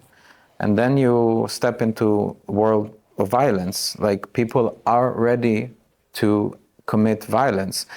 This is just one case with Beisel, because they are quite known. And that's the thing, once you are going out and start to challenge those things, you will get more hate and more attack. And there's many forms. I'm not going to start now naming all of them, but it's enough for people to, as I said, self-censorship, be afraid, don't know where they are, coming into a room.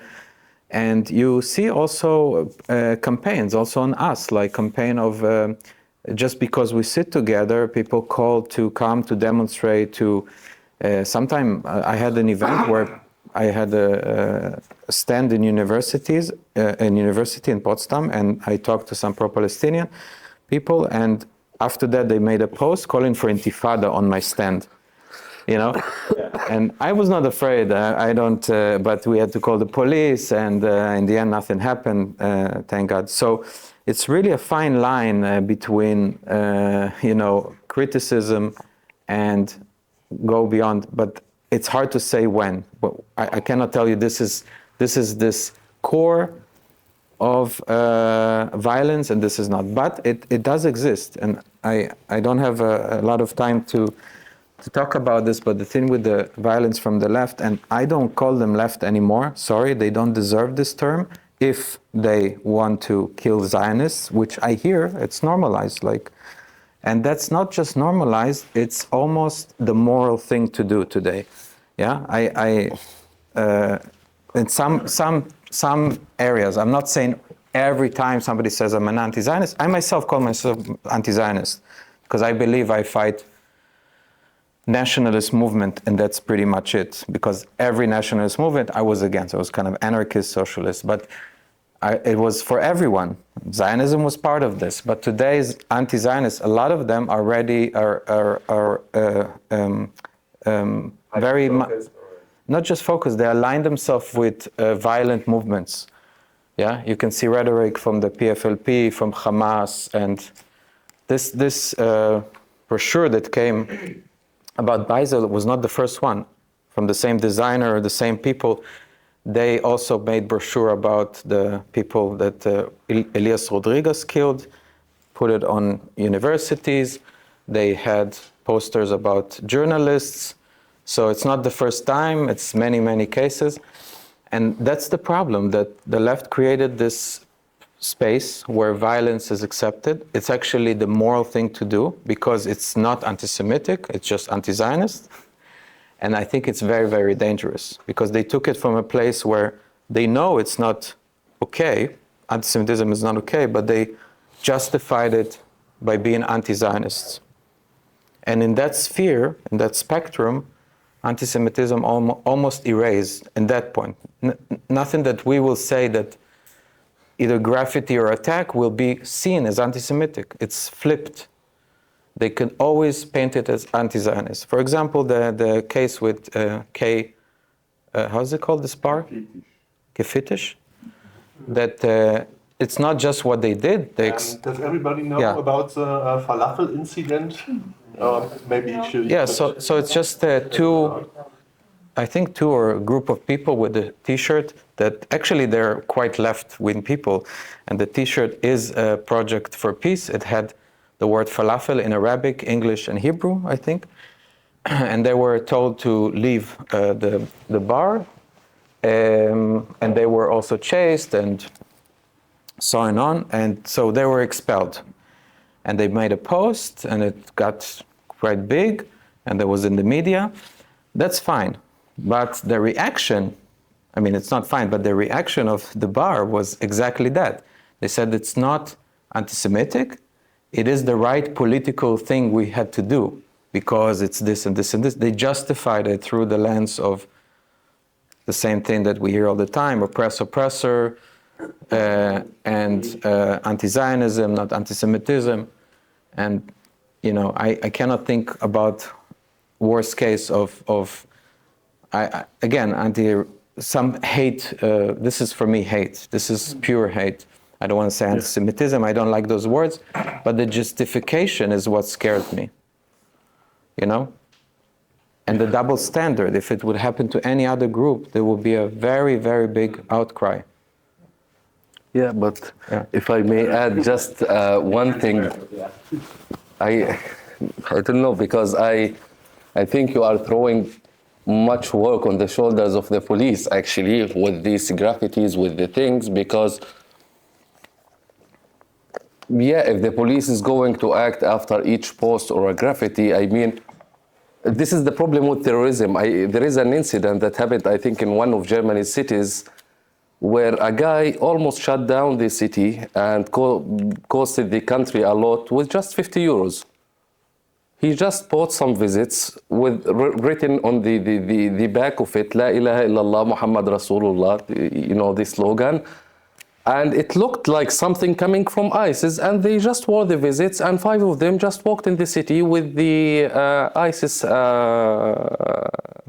tag, and the city was all shut down because the police thought that ISIS is doing a bomb in the city, but what they figured out is that those people literally have nothing.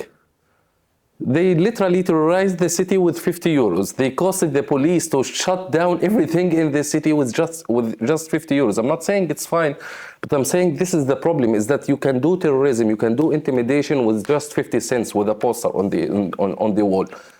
But it would cause the police to come with a unit, to investigate, to see who's behind it, to arrest him, to be in jail.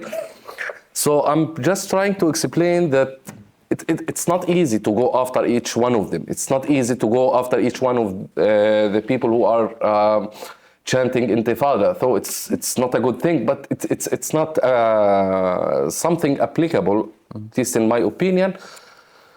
And in many cases, unfortunately, the solution, which might sound weird, is just ignore it. I'm not saying ignore a threat that is coming to you, but in some of these incidents, the only thing that those perpetrators want is just to intimidate you and to make you panic, not to attack you. And get attention.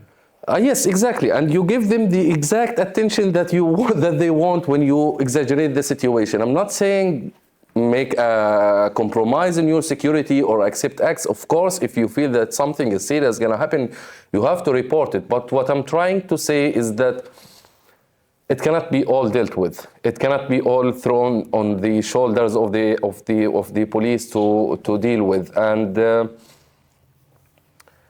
unfortunately, in a democracy, and I'm not talking here about the calls for killing people, but in the harsh disagreements can be accepted in a democracy, whether we like it or not. Go ahead. No, I mean, you're right, totally. But I was not really I can talk about police, but I don't expect much from the police, I must say, after 2 years, because we try to work with police and nothing really happened, even in the cases where people call to murder Jewish people or proper propaganda of Hamas, and that's very scary. I'm talking about the acceptance of the society. That's why, yeah, we can neglect, but I think at the same time, maybe not everyone, but us as Jews who want to live in Germany in the future, we have to be more honest and just mark them as hate movements. I'm sorry, like this is for me just hate, and I think the only way is to, not that it's going to work, but to be honest about those movements, about those acts, and portray them like this, and not as something moral, and not to hide from cases like this. Of course, you don't want to fight with everyone, but once it's happened, just expose them for what they are. Yeah. I wanted to ask you a question because you also said that you were at this huge demonstration coming from, because you say you should sometimes ignore it. And I totally agree with you in a way, but also the thing is, because you sit here together with Shai, 90% of the left wing, I would say, you're normalizing occupation, you're like an Uncle Tom of the Western right. And God forbid anything happens to you, but like how do you feel about of this 100,000 people who are like living in a Western democracy, 75,000 will justify whatever happens to you because you are a traitor and because you are a... Yeah, let me tell you one thing, because this is, I think, a habit that I have all the time, is that I am a Hamas terrorist and I am a genocide enabler at the same time. I play the two. Go for my comments and you will see it in the same post. I will be a Hamas terrorist and a genocide. I don't know how, but they do it. And you have two buttons. Yes, so one time I'm this and one time I'm this, and yeah, It's not only on the Palestinian side. I'm going to be honest and open with you. Do you think that everyone in Basel was happy to see Hamza participating in the protest? In the pro-Palestinian? No, that wasn't the case. This is not what I'm talking about. Wait, I'm coming for it. So what I'm trying to tell you is that, first of all, you will never be 100% accepted. You have to have these disagreements. It doesn't make you enemies, but we have these disagreements. Well, this is one thing. The second thing about the fact that I'm being called a traitor, I have been called that all the time. People literally protested to boycott my events in Heidelberg. These people that you see them chanting and saying stop the genocide were protesting in Heidelberg saying boycott Hamza and the Palestinians who are coming to normalize with the Israeli occupation. They literally did that. They even printed posters literally look like the one that we did, but with a different text saying that we are normalizers, we are traitors, we are blah, blah, blah, blah. And the thing for me, as I said, I ignore them. For one important reason in my work and the way I think is, if I'm going to respond to those people, I'm going to be in the defense mode, and then I will be just arguing with them, trying to explain to them that this is the good way and the right way to do. But no, I wouldn't waste my time in such a thing. I mostly ignore it and just continue with what I am doing because it's beyond my energy. I don't have the energy, and as I said at the beginning of the event, my mental health is more important than the two countries together. So I wouldn't waste it. Du warst anders. Yeah. Shy. I guess it would both of you, but please first. I've been here for a year and a half. I moved to Israel a year and a half. And I have my Israeli little bubble, my Israeli friends, and I have my German friends. And with my German friends, I feel like they're very nice and supportive, but there's like a black hole of non-sympathy. Like not non-sympathy, but non-understanding. I tell them that I'm scared, tell them about the situation, and they really don't know what to do with me. Like, not because I don't care about them. Yeah. I've made some very good friends. Question to you first. There's not a way to ask you that too, but you first, like, how do you handle that inability to explain it? I imagine you have German friends. Yeah. Quite a few of them. Yeah, quite a few, and actually few of them understand more than my Jewish friends or my Israeli friends, because they're really into that, and that happens too. But I understand what you say about people just not caring so much. They don't have to be pro-Israel or pro-Palestine. They don't sympathize. Maybe. But what do you mean? They don't sympathize, or they just? I can't explain it to you. Like an Israeli would immediately know what I'm talking about. They haven't lived for a while. Yeah. The fear you mean, and the what? Like, It's hard to explain. Like, to them, it's just something that happens on TV. You know, it's not personal.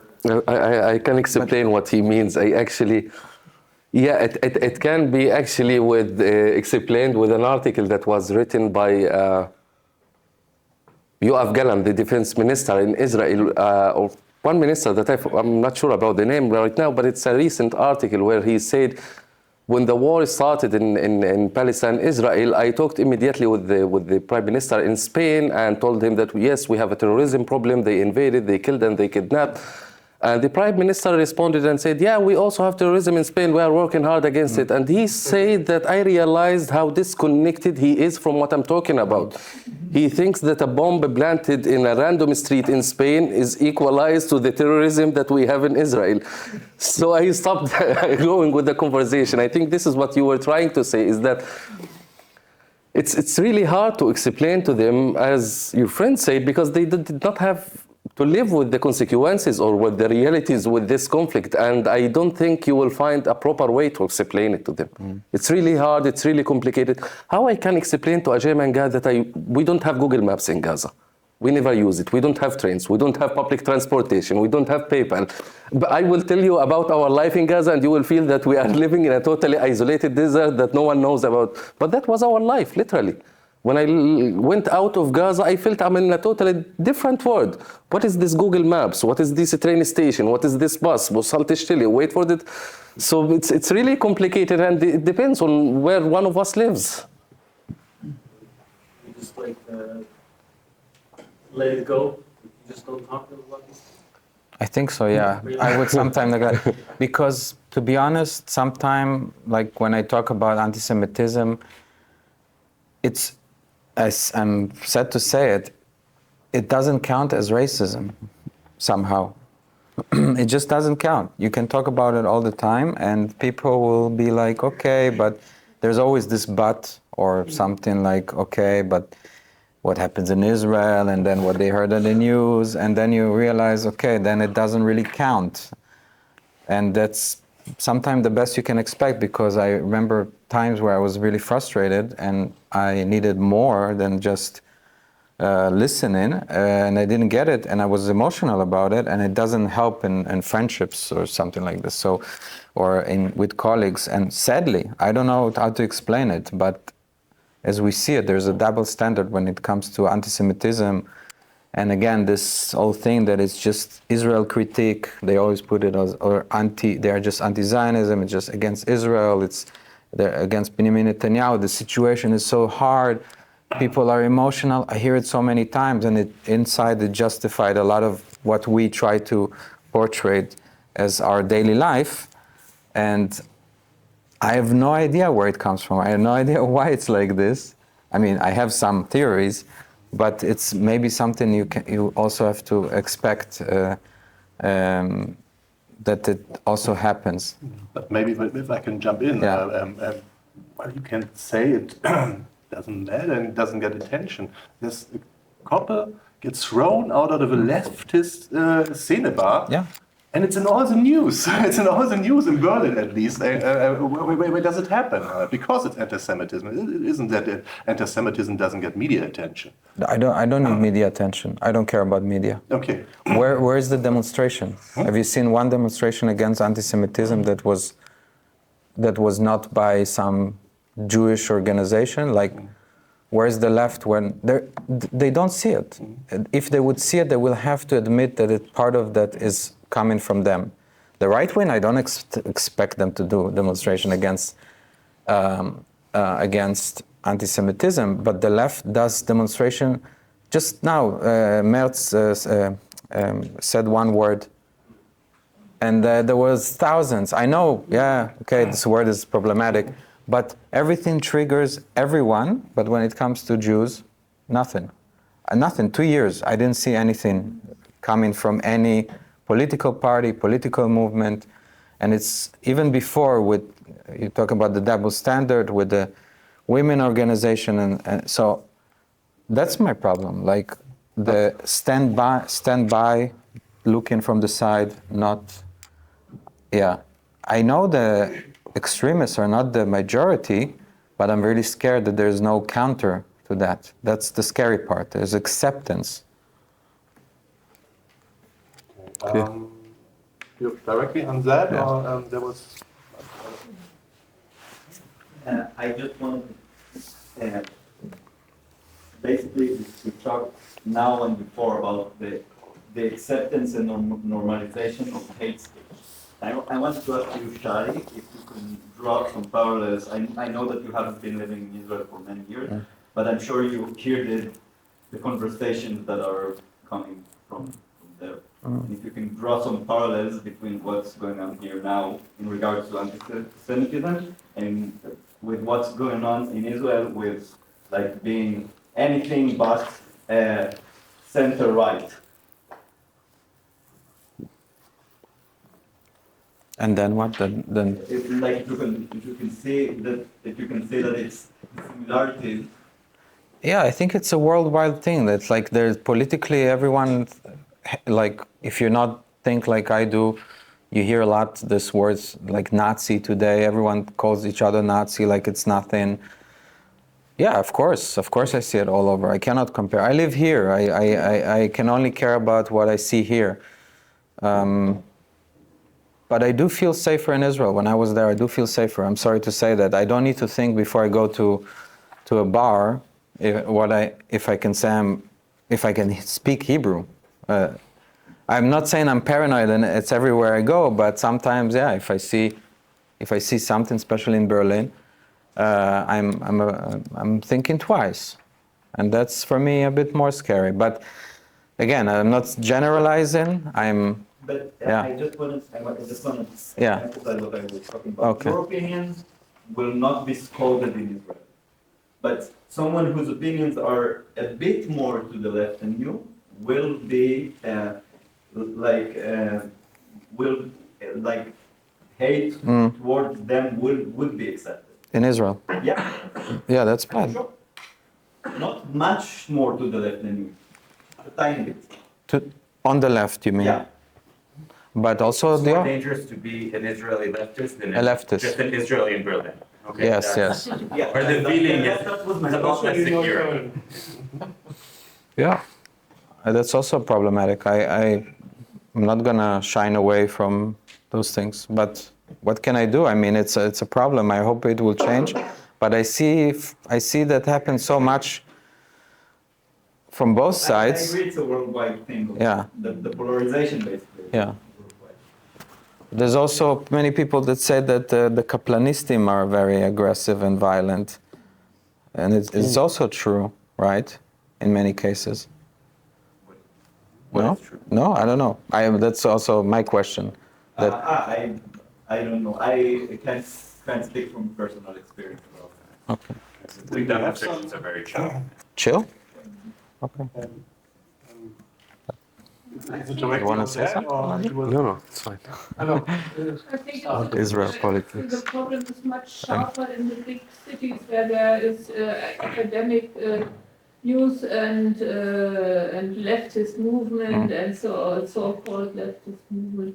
I only came back to Berlin 3 months ago, and before I lived in a small town in Hessen with only 50,000 inhabitants. And there you find nothing on the walls, and when you talk to normal people, they say how terrible what happens there, the Hamas, how terrible, and they don't love what happens in Gaza, but they are normal, they are open-minded and empathetic, yeah? Yeah. So don't forget that the scenes are different. Yeah, but I will not move to Essen. You will be my neighbor. It's a problem of a special scene. Yeah. They Yeah, have I can. an ideology and. Yeah, but also there was this case with I forgot the name of the town or city where there was a sign that Jews are not allowed. Flensburg. But it's also not that people here don't support or against anti-Semitism. Of course, it's as you say, big city, and it's all over Europe. You have more opinions, and that's normal. But with a leftist tradition, we are against suppression. Yeah. And we are for freedom. We want to fight for freedom. And then if you want to fight for freedom, you must not be so. Yeah, maybe I would say the academia is fueling this many times, regardless of maybe big city or not. But there is a radicalization in universities, but it's a big topic to talk right now. Almost indoctrination, I would say, what I see from students. Pretty much, yeah. Two points to shine. I wouldn't agree. You said that there are no demonstrations which are not organized by Jewish people. I've been to some pro-Israel manifestations. Or here's some. Can I mention you? Here's somebody who makes every month a vigil for. But the numbers of participants are very low. But sorry, I just have to correct. I meant pro-Jewish movements. I mean, but not just left. The left does organization for everything. There was a Protestant pastor 1 week after the incident, he made a vigil in Frankelufer, in front of the synagogue, putting candles there and being silent, and I think it still goes on. Or Kamil, Polish man, makes this. I know. But of course, the numbers are very low.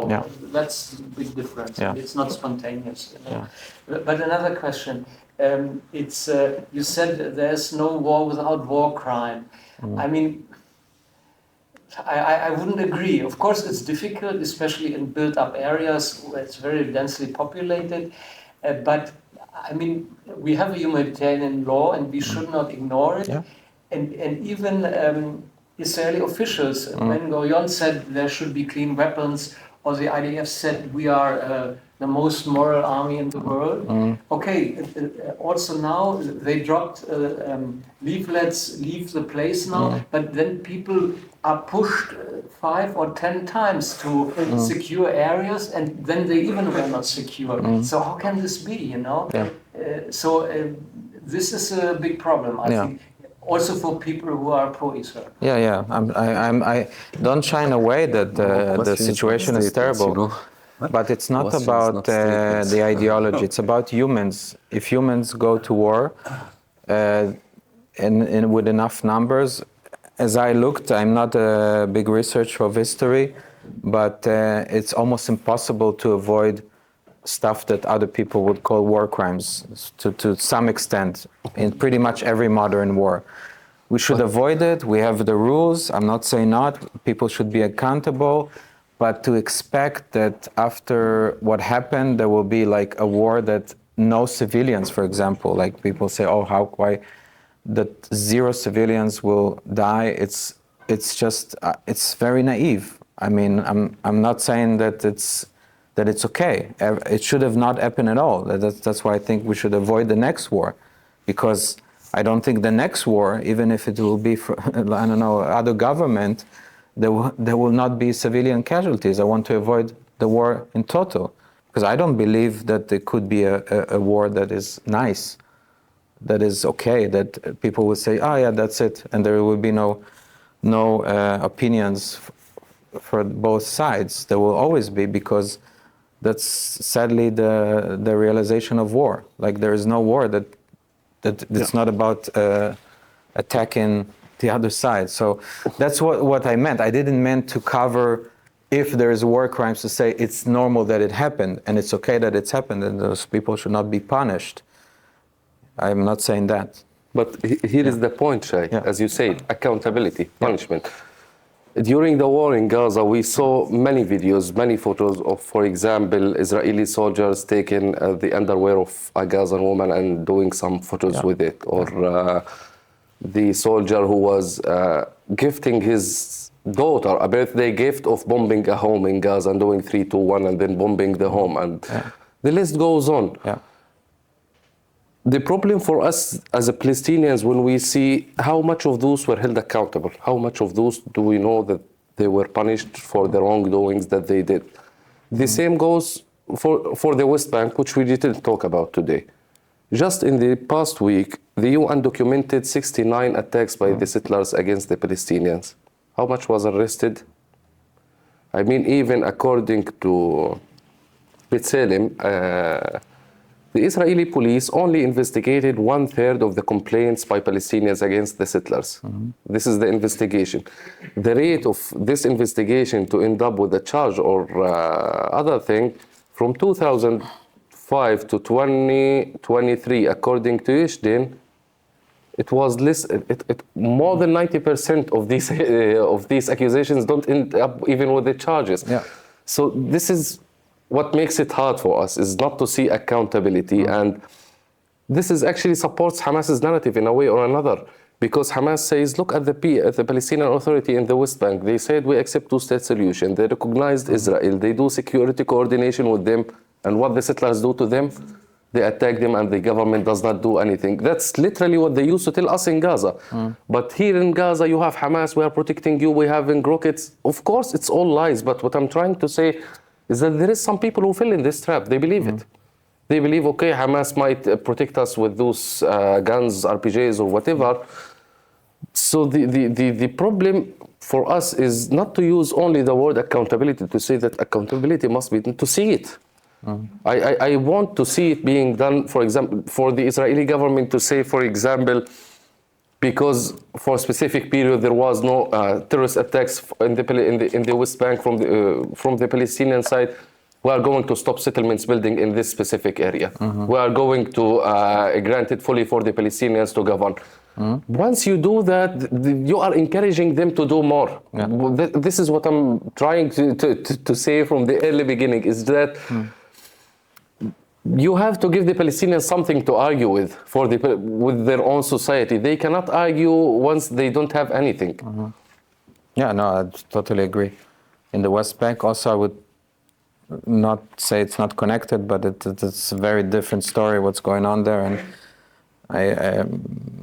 I think those people should be not just accountable, arrested. There are too little arrests. And I hope there will be a solution, because I don't think anyone will take, sadly, full responsibility. Not any government. It's going too long. And if we don't find solution, even if we don't like it, it's not the people who do that, they have no need to be accountable. They're not soldiers. They get funded. I mean, the violent settlers.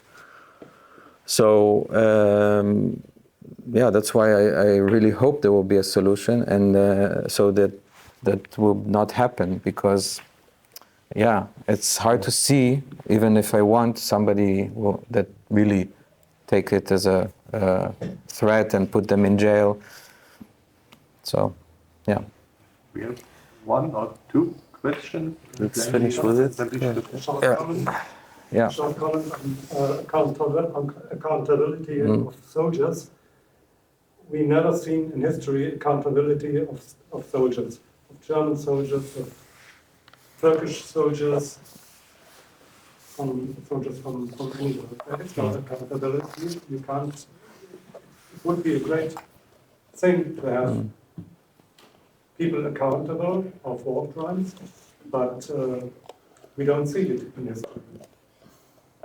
Sometimes, a little bit. This is a different comparison. You don't. I wouldn't have this expectation to have it here, and it's quite close to be a double standard to demand for it.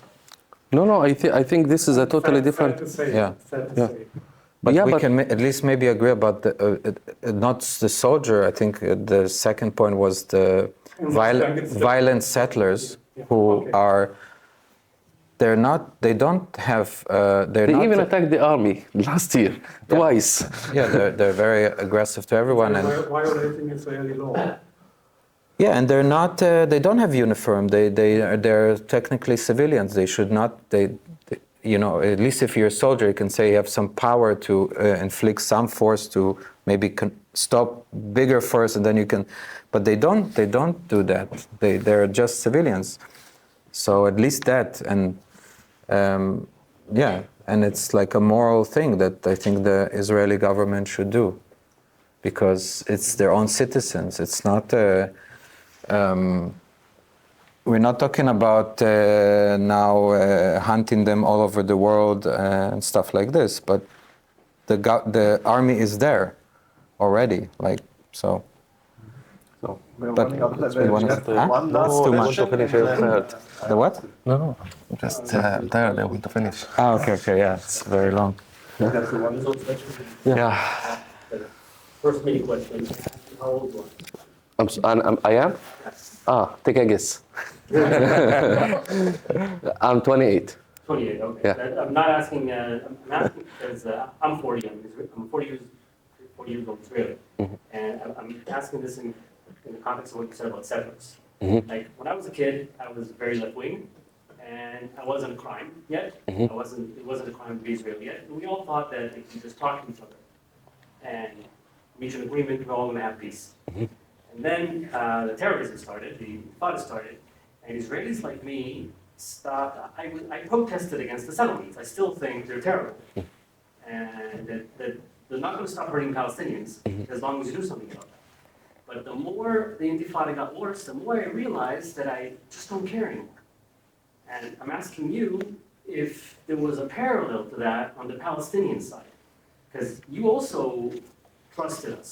Yeah. You also trusted us, and then they built another settlement. They killed another Palestinian, and then you. We said like fuck these guys. You said fuck these guys. Yeah, but Hamas has this argument that they used to repeat it for us even in the classrooms, that look at the Palestinian Authority, they signed the peace accords, and the second day Israelis started to build settlements in the West Bank. It was just for them. Literally, this is how they put it. It was a matter of buying time by the Israelis so they can build more settlements. This is literally what they used to tell us. So there is these parallels amongst us, but I don't think the solution is to take it for granted. That, for example, because I am aware of the arguments that the settlers used. They used to tell the Israelis, oh, look, we evacuated Gaza in 2005, now we have war. But because we did not evacuate from the West Bank, you don't have a war, because we are existing there. But they also don't tell Israelis that terrorist attacks happen in the West Bank, like almost on a weekly basis there. So this kind of weak arguments, I don't think the solution is to accept it as granted, but to give them the quite opposite of it and to prove it wrong, because I don't think it's wrong. I don't think it's an accurate argument to describe it like this, that because we have settlements in the West Bank now we don't have violence. You don't have settlements in Jordan and you don't have violence. You don't have settlements in Cairo and you don't have violence. So it's not a logical or concrete argument to respond to, and I don't think the solution is to take it for granted. I don't think settlements are okay, but I think that with me, what they did is scare me. Got me so scared of you. Like, it took me a while to even muster up the courage to see a Palestinian, so scared I was. And my question is, if they did that to you guys, to people like you who wanted peace, like, did they always just paint this image of me having horns? Yeah, in Gaza, the Israeli with two faces. You know it as a violent settler in the West Bank or a soldier who's coming to bomb Gaza in the wars. Literally, this is how we know Israelis. Not because we want to, but this is what we are being told. Yeah. Like literally, unfortunately, this is the reality of the people. The majority of Gaza don't have any idea that there is peace movement in Israel. Can you believe that? And I was one of them, literally. So you can imagine how disconnected we are. What changed for you? Sorry. Oh, long story. And since my co-editor is here, you can read it in my book. You will. Thank you. Okay, I think it was a really intense discussion. Thank you for it. Thank you.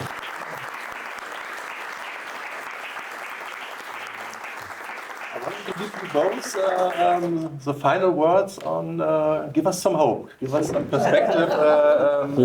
This was maybe a good start of a good thing, but what are your What is your perspective for peace here? And, I don't have a one, but I do have to offer that no matter how much disagreements I do have with the pro-Israel community, with Shai, with my friends in Basel and here and there, but those are only for me at all just a difference in opinions. It never affects my friendship. It never affects my relationship to those people.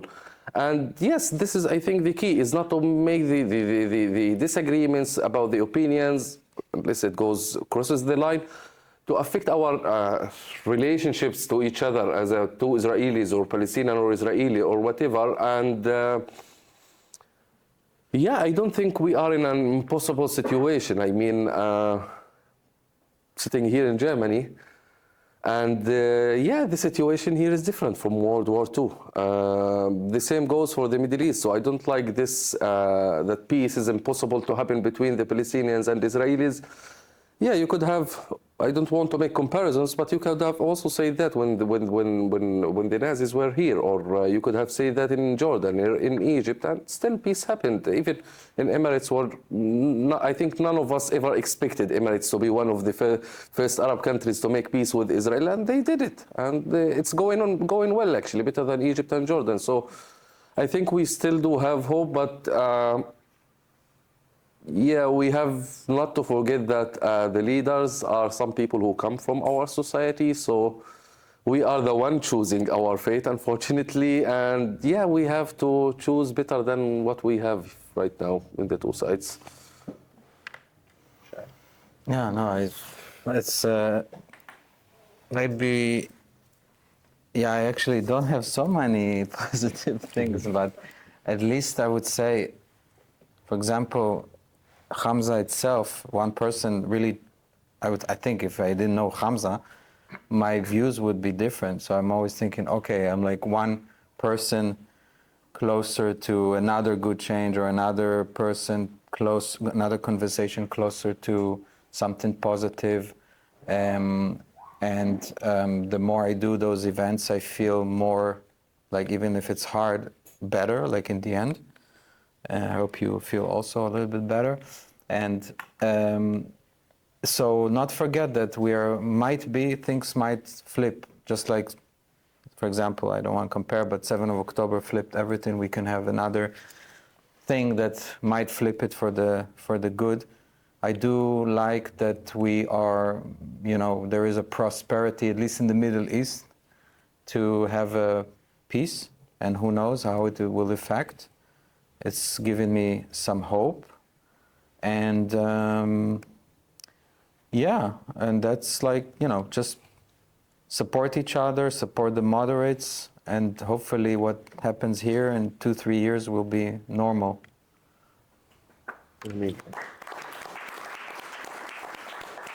Yeah. okay.